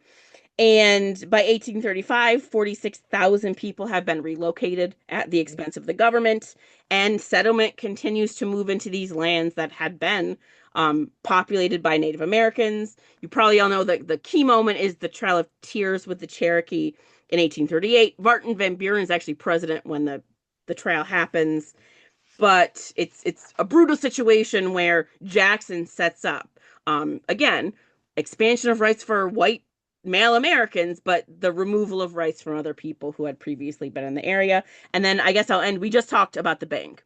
And so, Jackson uses the veto more efficiently than any previous president. He takes that idea of checks and balances and he says, if I don't agree with it, I'm going to veto it. Little King Andrew in that cartoon was holding his little veto scroll. And the National Bank is up for a rechartering. They're so confident it's going to recharter that a few years early, they put the bill forward and Jackson vetoes it. famous quote, Jackson says, "The bank is trying to destroy me, but I will kill it dead." And he does. He vetoes the national bank. And then you have the next crisis, which is what do we do without a national bank? If you remember, like the pet banks, and then you're going to get the independent treasury, and then you're going to get a Federal Reserve. Those are all like post Jackson consequences. I feel like that was Jackson in a very fast nutshell. But Jacksonian democracy, power in the hands of the people, asterisks, but only certain people. Great. All right. Did you want to hop right in for imperialism? I'm gonna be even faster. Imperialism, we're gonna nail this down. Because if you see, I labeled it imperialism quick hits. How quick is it gonna be? Unclear. But again, what I would say to all of you, take a second and write down that list of stuff. That list of stuff, I sat down and brainstormed. What are the key? It's not everything. Some are more important than others. What are the key events in terms of this idea of imperialism? I mean, you're probably going to see something, a political cartoon, a document, a short answer, something related to imperialism on this exam. We talked a little bit about this. We looked at the political cartoon with McKinley as the tailor. But, America by the 1890s is starting to become a world power. This is on the heels of the age of imperialism in Europe, where Africa and Asia are kind of getting carved up by European powers. And we just read that great quote from 1893, which we now know, by Frederick Jackson Turner. And a lot of people, when they kind of hear this idea about the frontier closing, we did it, we finished it, manifest destiny's over, congratulations. There are people who are like, well, what's next? What's the next step? If we've taken over the entire continent of the United States, clearly we have to look outward and we have to keep moving. And so it's not a coincidence that a lot of this imperialism, there are places that are kind of peripherally close to the United States. Where are we gonna go next once we've taken, a third of Mexico and a lot of this other territory? And, some of the motivations, at least initially, a lot of it is commercial. We want to expand our market. Standard Oils, like we want to sell oil to everybody in the world and make a lot of money. And then this idea of more territory and land and power is going to be wielded among all that. And Hawaii is kind of the first stage in this new form of imperialism. Hawaii is an independent nation, but Hawaii is already tied to the United States commercially. We're going to have the U.S. Naval Base at Pearl Harbor. There are American-owned sugar plantations in Hawaii. So there is a really strong commercial relationship. 1887, you might remember the Bayonet Constitution.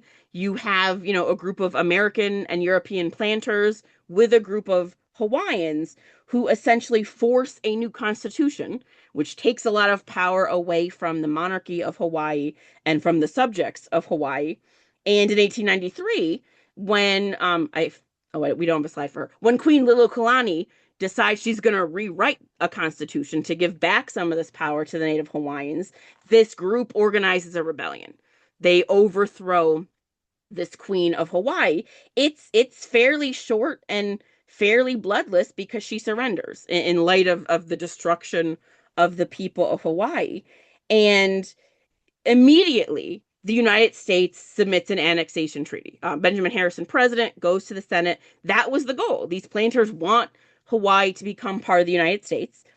It is very unpopular among people in Hawaii.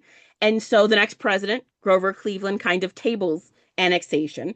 But in 1898, the United States officially annexes Hawaii. So there's territory being exchanged.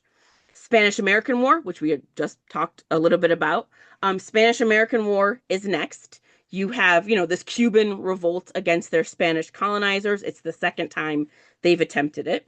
And probably the one thing you'll remember is the Maine. I'm going to vaguely say, the Maine goes to Havana Harbor and it blows up. And the Yellow Press in 1898 blames Spain. And in hindsight, I don't know, it would have been a really dumb move for Spain to blow up the ship because they were going to start a war. So it was probably accidental. It was probably mechanical.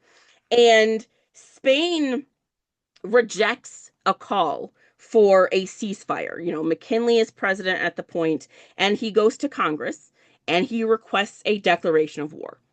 So Congress declares war. You have the Spanish-American War. Congress passes something called the Teller Amendment, which essentially says the United States is doing this for humanitarian reasons. The United States is intervening to help Cuba. Maybe that's true in the beginning, maybe it's not as true by the end. But the Spanish American War is going to make Teddy Roosevelt a national figure. Um, if you've ever heard of kind of the most famous moment, right? It's that cavalry charge up San Juan Hill with Teddy Roosevelt. And Roosevelt is going to have a very fast political ascendancy. He's Assistant Secretary of the Navy. He is then going to become governor of New York. He's going to become vice president. Within a year of becoming vice president, he's going to become the president because McKinley is assassinated. So the Spanish-American War is really going to lead to the U.S. gaining territory. With this territory, different things are going to happen. It's a very short war. Secretary of State John Hay calls it a splendid little war. It is 114 days long. And McKinley, after the war, becomes convinced that none of these countries involved, none of these Spanish colonies, are capable of self-government.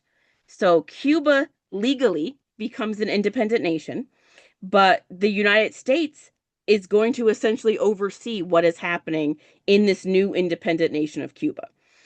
There is a naval base that the Americans are going to build at Guantanamo Bay. And you have the Platt Amendment, which essentially says the U.S. can intervene military in Cuba whenever it sees fit. In the treaty that ends the war, the U.S. acquires the Philippines, Puerto Rico, and Guam. The U.S. technically does pay $20 million. So I think we're saying, we didn't conquer it. We purchased it. We purchased this land. We're noble. We're helping. We're not imperializing. And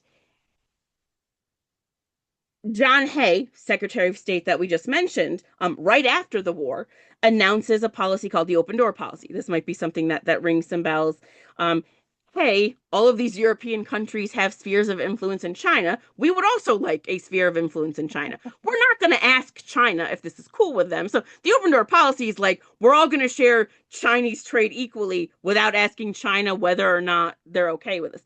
That is imperialism in a different way. And I mean, right on the heels of the open door policy, you have the Boxer Rebellion the following year, where there is going to be a rebellion against foreign nationals and Chinese Christians in China.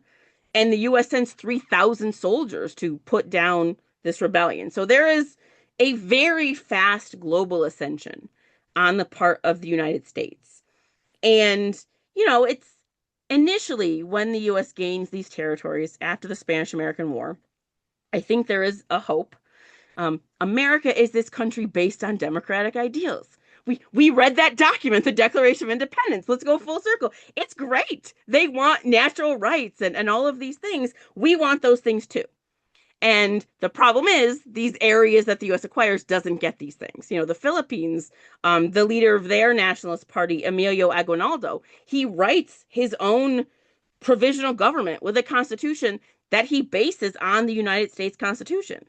And he's told you don't get a say because America is in charge. And so once McKinley doesn't give the Philippines their independence, which was the hope, you have another conflict. You have a war with the Philippines that follows the Spanish-American War. It is much longer. It is much more deadly. I think Marty gave us the Spam-American War, where most of the deaths are not from, it's like 400 combat deaths. And then the tainted meat and like diseases and malaria kill 5,000 more people. So it's a successful military operation.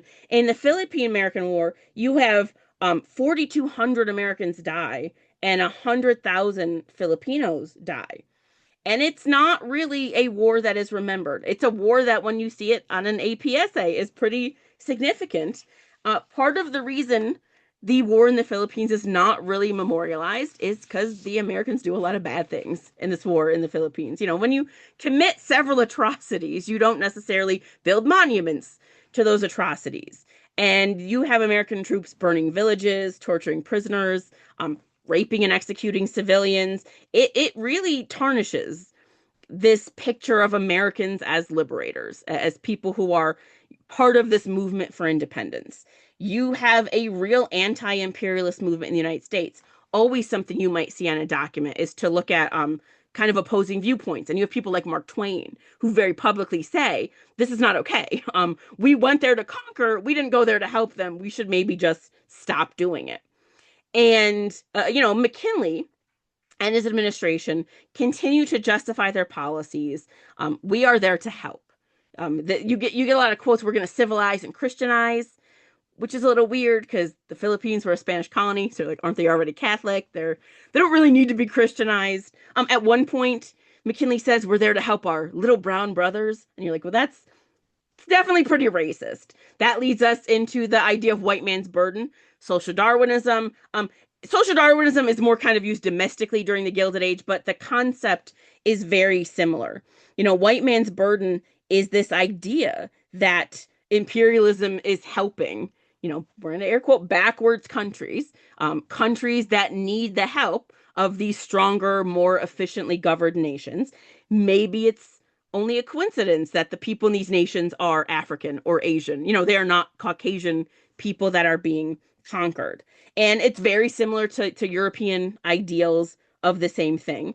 And so to people who were kind of against imperialism, people who were a little morally unsure of what to do, this concept of white man's burden really helps justify imperialism. Well, if we're helping, it's fine. I don't abide by taking over other people's countries, but if we're helping them because they need us, then it's okay. I support imperialism. Let's go. And Mari, if you flip the slide, maybe the one example about imperialism is the White Man's Burden poem written by Rudyard Kipling. And if you're like, is that the guy who wrote the Jungle Book? Yes. Is that book problematically racist to be a Disney cartoon? Also, yes. In The White Man's Burden, Kipling is directly making a case to the United States to colonize the Philippines. Take up the white man's burden, send forth the best ye breed, bind your sons to exile to serve your captives' need, to wait in heavy harness on fluttered folk and wild, your new caught sullen people, half devil and half child. They're half evil and half ignorant. Go in and spread the mission. So that's white man's burden. Social Darwinism, again, it's Gilded Age. The strong survive and the weak die out. And if you don't have means, the government's job is not to provide you with means. So, America does a lot of different things. I'm going to try to go through this a little faster with this newly acquired land. Puerto Rico is kind of still waiting, I think, for the end of what's going to happen after the Spanish-American War. Puerto Rico is declared an insular territory initially. They are citizens of Puerto Rico. They are a colony of the United States. And in 1917, Puerto Ricans are given American citizenship. But Puerto Ricans still don't vote for, the American president. They have a lot of policies in their country that are overseen by the United States, and they don't have, taxation with representation. It's a similar issue as the Revolutionary War. The Philippines become independent, but not until 1946. It's a significant World War II has to happen before the Philippines become an independent nation. Hawaii, I feel like Hawaii becomes a state in 1959. So Hawaii, this annexation is kind of in limbo for a time, and then it's brought in as part of the nation. McKinley's second term is not very long. He is assassinated, and Teddy Roosevelt, as I mentioned, becomes president. Roosevelt is going to oversee the construction of the Panama Canal. And you can see on this map, there's a lot. We got Spanish-American War, we got Panama Canal. There's a lot happening in Latin America. We talked a little bit about Roosevelt and speak softly, carry a big stick. You have to have certain ideas when you're dealing with the rest of the world. And sometimes gunboat diplomacy with your weapons showing is how you're going to deal with the rest of the world. We talked about the Roosevelt Corollary, where Roosevelt's going to modify America's first real piece of foreign policy legislation to give Americans carte blanche to do what they want in America and to keep Europe out of Latin America. Very quickly to kind of finish off the list, the Russo-Japanese War, which you're like, where'd that come from? Between Russia and Japan. Oh, thank you for my list. Russo-Japanese War is significant because Teddy Roosevelt sponsors the peace talks. Teddy Roosevelt brings representatives from Russia and Japan. Japan shockingly wins this conflict, and they sign a treaty together in 1905 where the US recognizes Japanese control of Korea to protect the Philippines. Teddy Roosevelt wins a Nobel Peace Prize. So Roosevelt is really stretching the bounds of what a US president does internationally. And very quickly, Taft and dollar diplomacy. Dollar diplomacy, probably a buzzword that you're recognizing as I say it. It's designed to advance American interests in Latin America, in East Asia, through financial means instead of military means. The phrase you might know is dollars for bullets. We're going to invest money and we're going to offer loans and we're going to really entrench ourselves financially and economically in these nations. Woodrow Wilson, kind of ironic for the guy who's making the world safe for democracy. This is the last slide. Woodrow Wilson gets the U.S. involved in significant Latin American detail. He sends Americans to create a military government in the Dominican Republic. He sends Marines to occupy Haiti. He sends troops to Mexico when they're going through a civil war. It's just constant involvement in these nations that would maybe in a lot of cases rather not have American involvement. Whew, we did it. It was a little long, imperialism. But you know, Wilson, he's moral diplomacy. The world's going to be safe for democracy. Exactly. You've got it, dude. And then World War Uh, One is next, and you've got a whole other whole international other incident. Yeah. ball of exactly. All right. So now we're going to have you guys do a little brainstorm on a couple of different prompts. So I want you to take out another piece of paper, or if you have room on the paper that you already have, you are going to brainstorm for 1 minute. And I would suggest that this is what you do, like for an LEQ and a DBQ, is 1 minute data dump and then start doing stuff with what you just data dumped. For instance, for the LEQ, you have 35 minutes to write. They say you have 5 minutes to plan and 30 to write. So here is your prompt. Oh, hi, little John Adams, I think that is. And your brainstorm is on the period of 1801 to 1817. 1801 to 1817. Think of the people, the elections, politics, who were president during that time. Were there any wars? Anything economic? Are there any SCOTUS, Supreme Court of the United States cases? Go. 1 minute.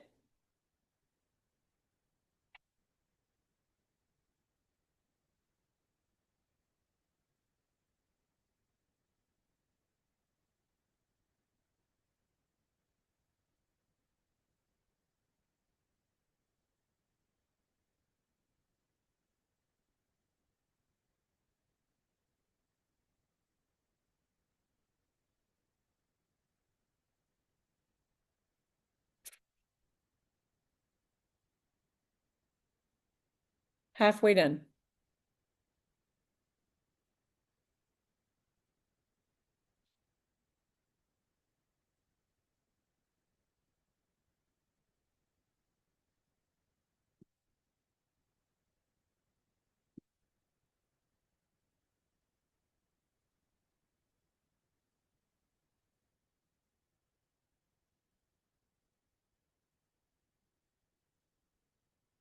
Okay, time. Let's see. Does your list look something like this?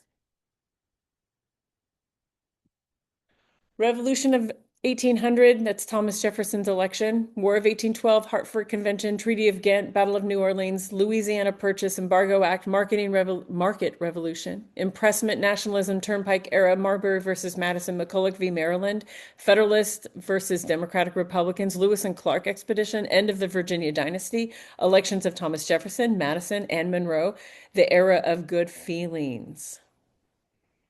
Okay.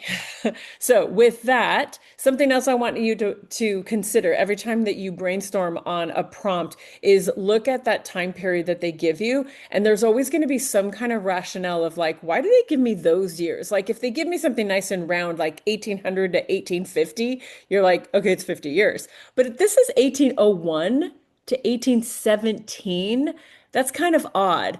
Put in the chat why you think it's '01 to 17.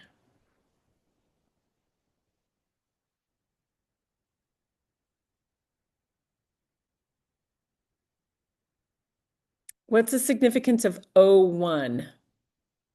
1801.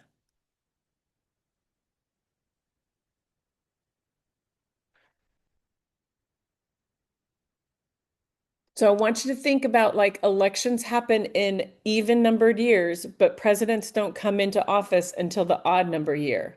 So who's coming in? If we had the revolution of 1800 with the election of Thomas Jefferson, he doesn't take office. There you go, until 1801. And we know down here we had the elections of TJ, Madison, and Monroe. That's all in here. Who's taking office in 17 instead of like the election of 1816? Who takes office in 17? Monroe. And what does Monroe start with but the era of good feelings, right? Because of the Hartford Convention, you had the Federalist kind of fade away by 1814. So by 1816, everyone is of the same party. Everyone is a Democratic Republican. Okay, so we're going to still kind of work on this era and this topic. This question came from a DBQ on constructionists. And constructionism is how you view the Constitution. If you view it in a very narrow interpretation, that's like just black and white. If it says Congress has the power to declare war. That's their power. Like no one else can declare war, right? Or you have a broad view of broad constructionism is that you kind of stretch the meaning of some phrases, especially like the necessary and proper clause, that Congress can pass laws that they deem necessary and proper for for their functioning. So you've got like this kind of struggle over the construct of the Constitution. So we're just going to play with a couple of things here. And one thing from this DBQ was this political cartoon. So in the chat, let's go through these questions. What is Oh Grab Me? Because this says Oh Grab Me or the American Snapping Turtle. That's right. It's the Embargo Act in 1803. Okay, so we have the Embargo Act passed by. Well, who is this person on the left?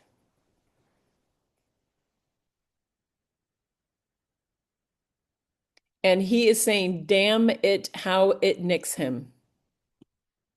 It's the snapping turtle grabbing him. So that is Jefferson. Yeah. So Jefferson passes the Embargo Act, which is hoping to, Jackson thinks, I'm sorry, Jefferson. Oh my God. So Jefferson thinks that if he stops all kind of imports and exports and there's no trading on the seas, he is protecting his sailors from being impressed upon by other navies because those like the British would board the American ships and take those Americans and say, you're dissenters from the British Navy. We're impressing you back into our Navy. And they'd be like, you got the wrong guy, dude. I'm like an American, right? So to protect his sailors, he is passing this Embargo Act.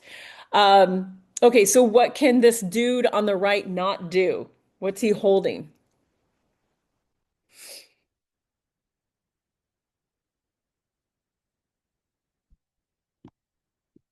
So we got this guy. He says, oh, this cursed, oh, grab me. And he's holding, yeah, he's holding like a barrel of whatever, goods or ale or something. And he's trying to get it onto this boat. Sees the other barrels over here onto the ship. And you know, where's this ship from? What's that flag representation? Yeah, that's the British Union Jack. So you have a New England merchant trying to get his stuff to the ship because New England pretty much that's their livelihood is trade, and now they cannot trade. So if there was going to be a region of the United States that really hated Jefferson, it would be New England, right? Because of that um, that embargo act. Okay, so I'm going to have you do a couple more tasks. You're going to brainstorm on another prompt.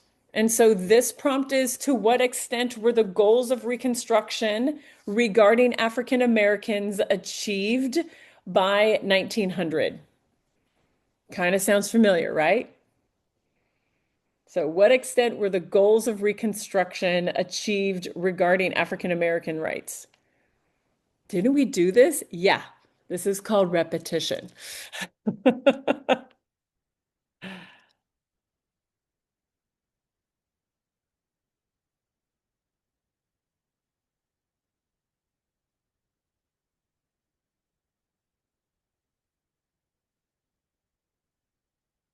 So you're brainstorming specifics.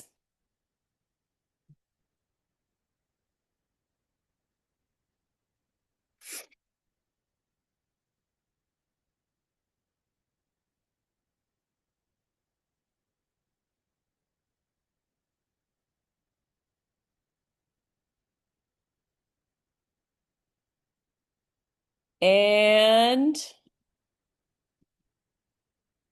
how do your list come out? So, do you recall, did you put down the 13th, the 14th, the 15th Amendments?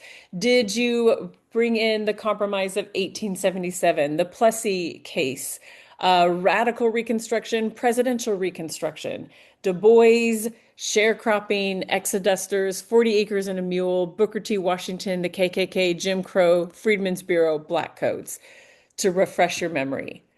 And because we have already done our contextualization and thesis for this, what I like to do is play this. It's kind of deconstructing this document from this era that we just rehashed. And it's going to zoom in on parts that you can analyze. And I think it just does the best job of showing you how to analyze a document, but particularly this document.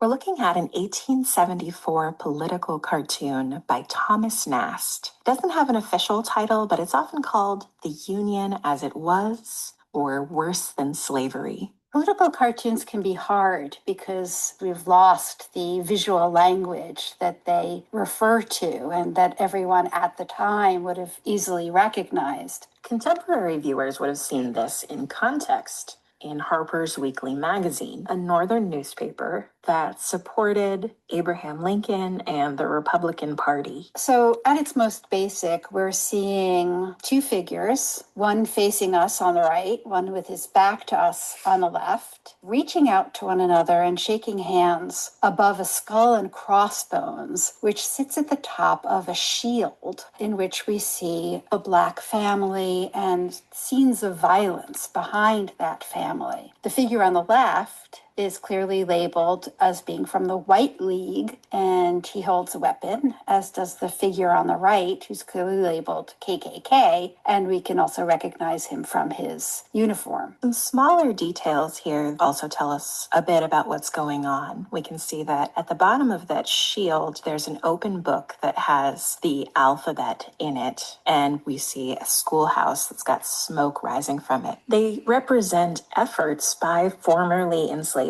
people to get an education in the years after the Civil War. And then behind the kneeling woman, we see a man who's been lynched. So when we see these two figures shaking hands above this scene of terror, it looks like a conspiracy between the White League, which was an 1870s paramilitary group that openly crushed Black political participation in the South, and the KKK. The federal government has been able to some degree to quash the activities of the KKK, but the White League and similar organizations were born during this period. We see the figure from the White League from behind, but he's not disguised in the way that the figure from the KKK is. The White League was acting more in the open. People knew the names of, in many cases, Confederate veterans who were taking part in the White League and similar organizations. We see in the upper left corner a bayonet,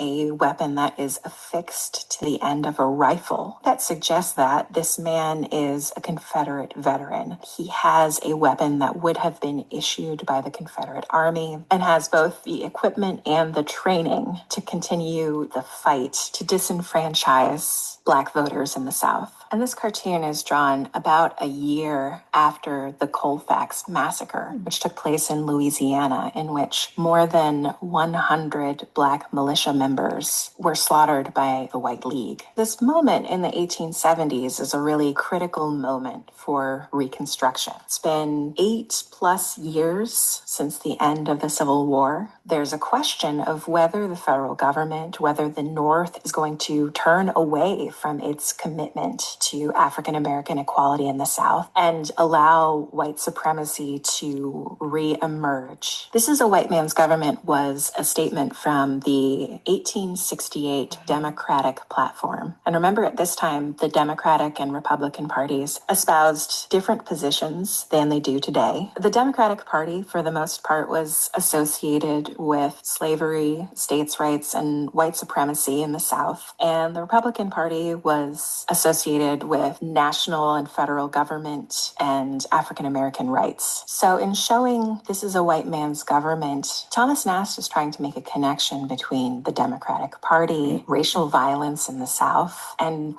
encourage his viewers to vote for the Republican Party. These figures are represented sympathetically and not at all like the kinds of caricatured images. So do you hear that sympathetically? So that would be your point of view. Like it's sympathetic towards the African American family. Of Black figures that we would see normally in so many political cartoons and other images from the period, where they're represented with prominent jaws and wide eyes. And we often see these figures dressed in rags with bare feet. Women are often depicted wearing kerchiefs on their head, which was a symbol of Black female subservience. You think of Aunt Jemima, for example. So even though Nast is trying to create a sympathetic image, he's still drawing on elements typical of racist 19th century depictions of Black people. So when I look at this cartoon from an art historical point of view, I see two figures on either side of a shield. And if we go back in art history, we can see that this was a common motif. Sometimes they could be allegorical figures on either side, sometimes putti. And those Renaissance images get drawn on for one of the early designs for the Great Seal of the United States of America, where we see two figures representing war and peace on either side of a shield with stripes and above it stars representing the United States. And we can follow this imagery to a print which depicts on one side Abraham Lincoln, and on the other George Washington, each with their hands on a shield representing the United States. This is a print made shortly after Lincoln's death, commemorating Lincoln and aligning him with George Washington, an image that represents the idea of national unity. But in Nast's cartoon, that idea of unity is really conspiracy to commit violence and to disenfranchise and control the labor of formerly enslaved people. Viewers of the cartoon would immediately have recalled an earlier Nast cartoon from during the war called Compromise with the South. This became nationally famous in 1864. At that time, some Democrats opposed Abraham Lincoln, and they wanted to make peace with the South to allow the Confederacy to go its own way and slavery to continue. And Nast drummed up considerable support for Abraham Lincoln with this image showing how U.S. soldiers would have died in a useless war had the United States decided to make peace with the Confederacy, and that slavery would continue, as we see with the image of the Black family kneeling once again. And we can see that this is something that NASP thinks is tragic by the figure of Columbia, an allegorical figure representing the United States, kneeling and weeping before this grave. So once again, an agreement between white people that will have this terrible impact on a Black family. And we see this in other NAST cartoons. For example, one called This is a White Man's Government, where again, figures are shaking hands and a formerly enslaved person is being trampled on the ground beneath their feet. In some ways, we could see these cartoons as a continuation of the same story. In 1864, the Democratic Party suggesting compromise with the South. In 1868, the Democratic Party working with Nathaniel Bedford Forrest, the founder of the KKK, to enact the platform, This is a White Man's Government. In 1874, the White League and the KKK working together to create a society worse than slavery, to this cartoon in 1876, which shows a Black man being forced to vote the Democratic ticket because this white supremacy and violence has gone unchecked in the South. For me, the tragedy of Reconstruction is that it didn't have to end the way it did. It didn't have to end with another 100 years before the Voting Rights Act. History is not a straight upward line of people getting more and more rights, becoming more and more free and equal. Those rights and that equality must be actively maintained.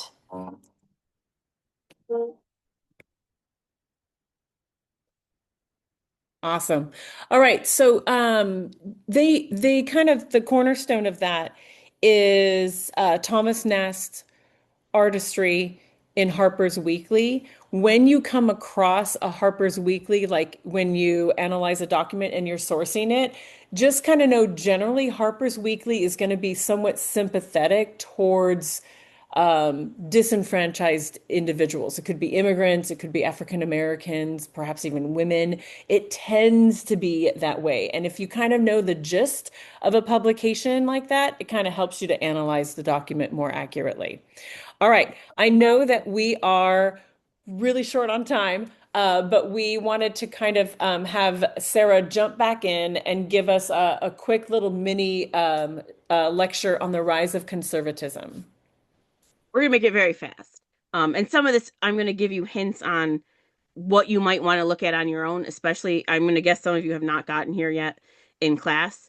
So you see Richard Nixon here first. For Nixon, Nixon is elected president in 1968. He's elected president in 1972. Specifically in the election of 1972, he is elected pretty unanimously. And Nixon attributes his win to something he calls the silent majority. So that's a term that you want to go and spend a little more time looking into.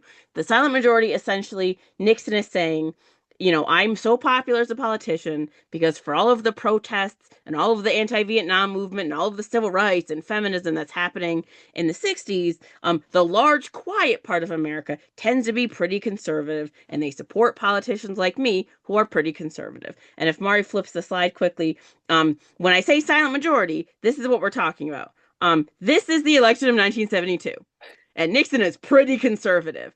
And so there's that question. How does this super conservative guy win on the wake of all these social movements?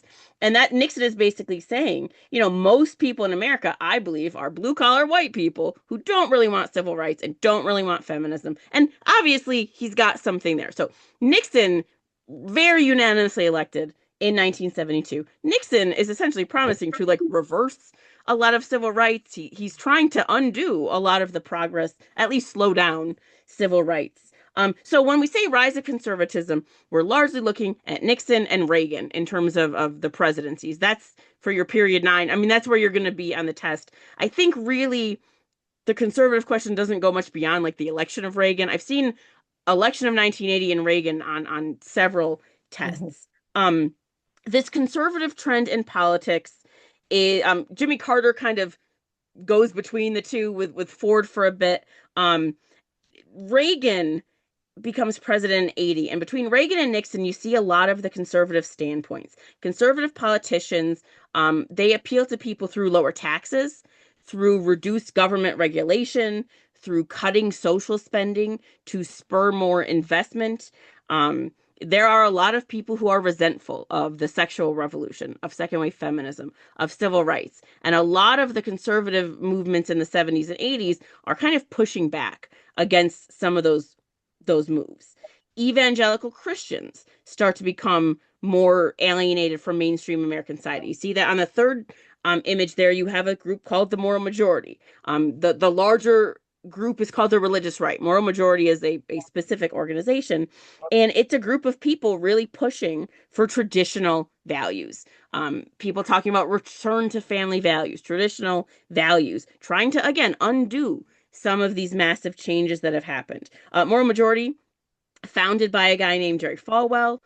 If you are of my age, you remember Jerry Falwell as the politician who said that Tinky Winky the Teletubby was gay and was trying to make young children gay. Sometime when you're free, go Google Tinky Winky. I think he was just a cartoon character. And so Falwell is this very bombastic leader of the Moral Majority. He says, quote, "We are devoted to waging a war against sin. We are in favor of electing pro-life, pro-family, pro-America candidates to public office." That is the Moral Majority. They're reacting to cases like Roe v. Wade in the 1970s. They are trying to undo, a lot of what happens with the gay liberation movement in the late 60s and 1970s. It's a group of Christian conservatives who are really responding to these changes in society. And it's kind of ironic because Jimmy Carter, who was a Democrat, was pretty religious and he didn't agree with a lot. The Moral Majority, they're against the Equal Rights Amendment. They're against a lot of things that had been kind of politically bipartisan up until that point. Moral Majority really comes out when the AIDS epidemic in the 80s becomes really big. And the Moral Majority says, this is a disease of gay people. They're trying to undermine society. It's dangerous. If Mari goes to my last slide here, this is an actual image from the Moral Majority Report in 1983, where they are telling you about homosexual diseases threatening families, and people are wearing masks. And you see here, it's because people don't understand this disease, and it's really being demonized, and this specific group of people is being demonized. And Reagan is elected in 1980 and really not addressing what's happening with this epidemic. So hopefully you will get to that point in your classes. So conservative politicians in the 70s and the 80s, they focus on this morality, this issue of morality. They focus on lowering taxes. 1970s, you have this tax revolt. And pretty much from the 70s on, you watch politicians now, the Republican Party, they are going to cut your taxes. They are going to stop funding. They are going to stop welfare programs. They're going to put more money in your pocket. And that becomes a really major conservative political platform. Ronald Reagan, elected very popularly in the two election that he wins. He is a very prominent, popular politician. He used to be an actor, so he's got some name recognition.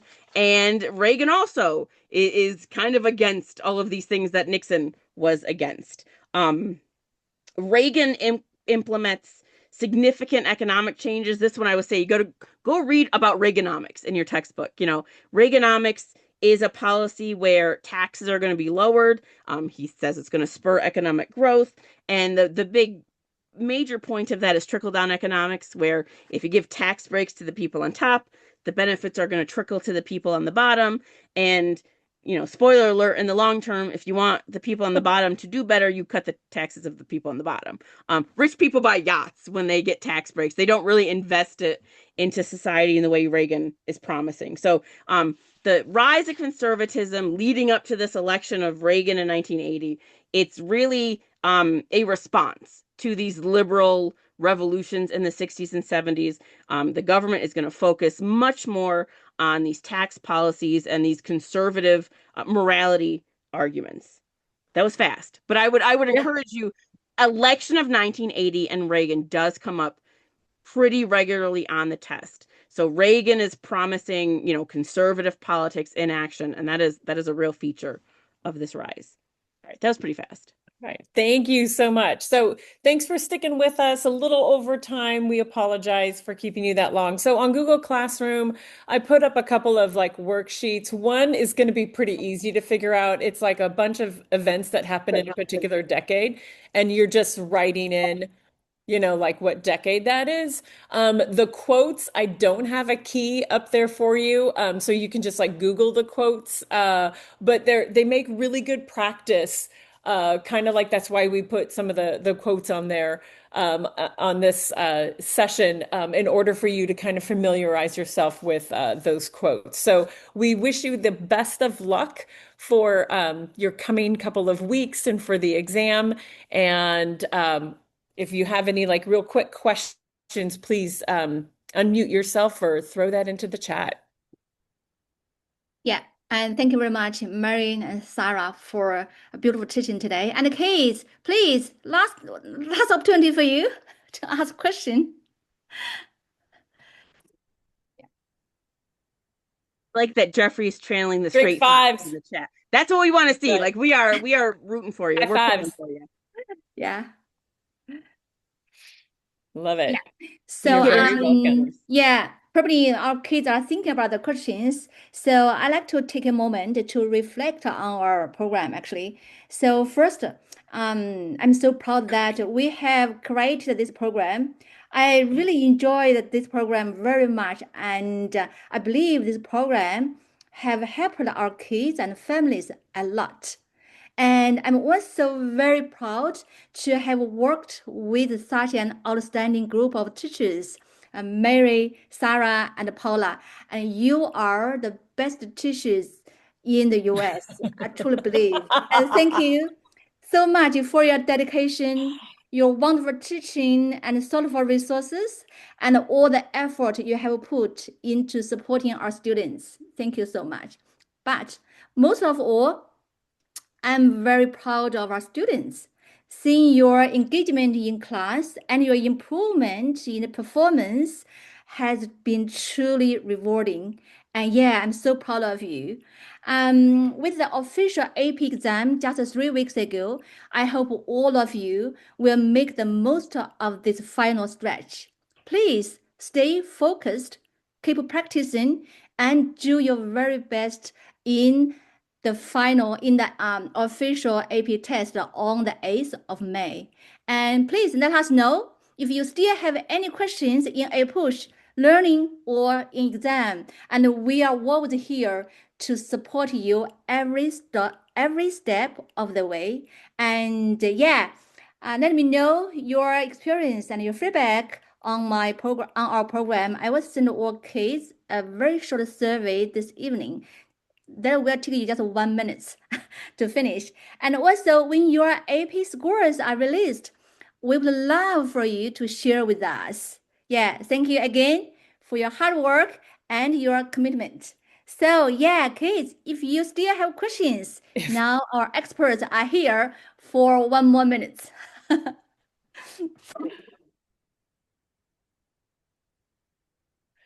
Scores are released the first week of July. So about July 7th is usually when you get your scores. Yeah. Yeah, 7-7. Yeah. Lucky. So if you figure out some questions during the last 3 weeks before the AP exam, please let me know. And yeah, I will contact the experts for you. We want to give your support as much as possible. So yeah, no any problem. So feel free to let us know. So if okay, yeah, we would love to know. Thank you. And oh, I received private messages that said in DBQ or LEQ prompts, what does American identity mean? How do you write about it? Paula, do you want to jump in? Because we haven't heard your sweet voice tonight. When we talk about American identity, it's like who considers themselves under that umbrella as fully incorporated, being able to say that they are American. At different times, it's going to feel like different groups are more in the welcome wagon, and at other times they're not. And like some of those images that Mari went over with you highlighted exactly that. The people who were on the excluded side of it and the people who were being a little more welcomed in. So with American Identity, sometimes it's focusing a lot on more on those like very Puritan, very enlightened ideas.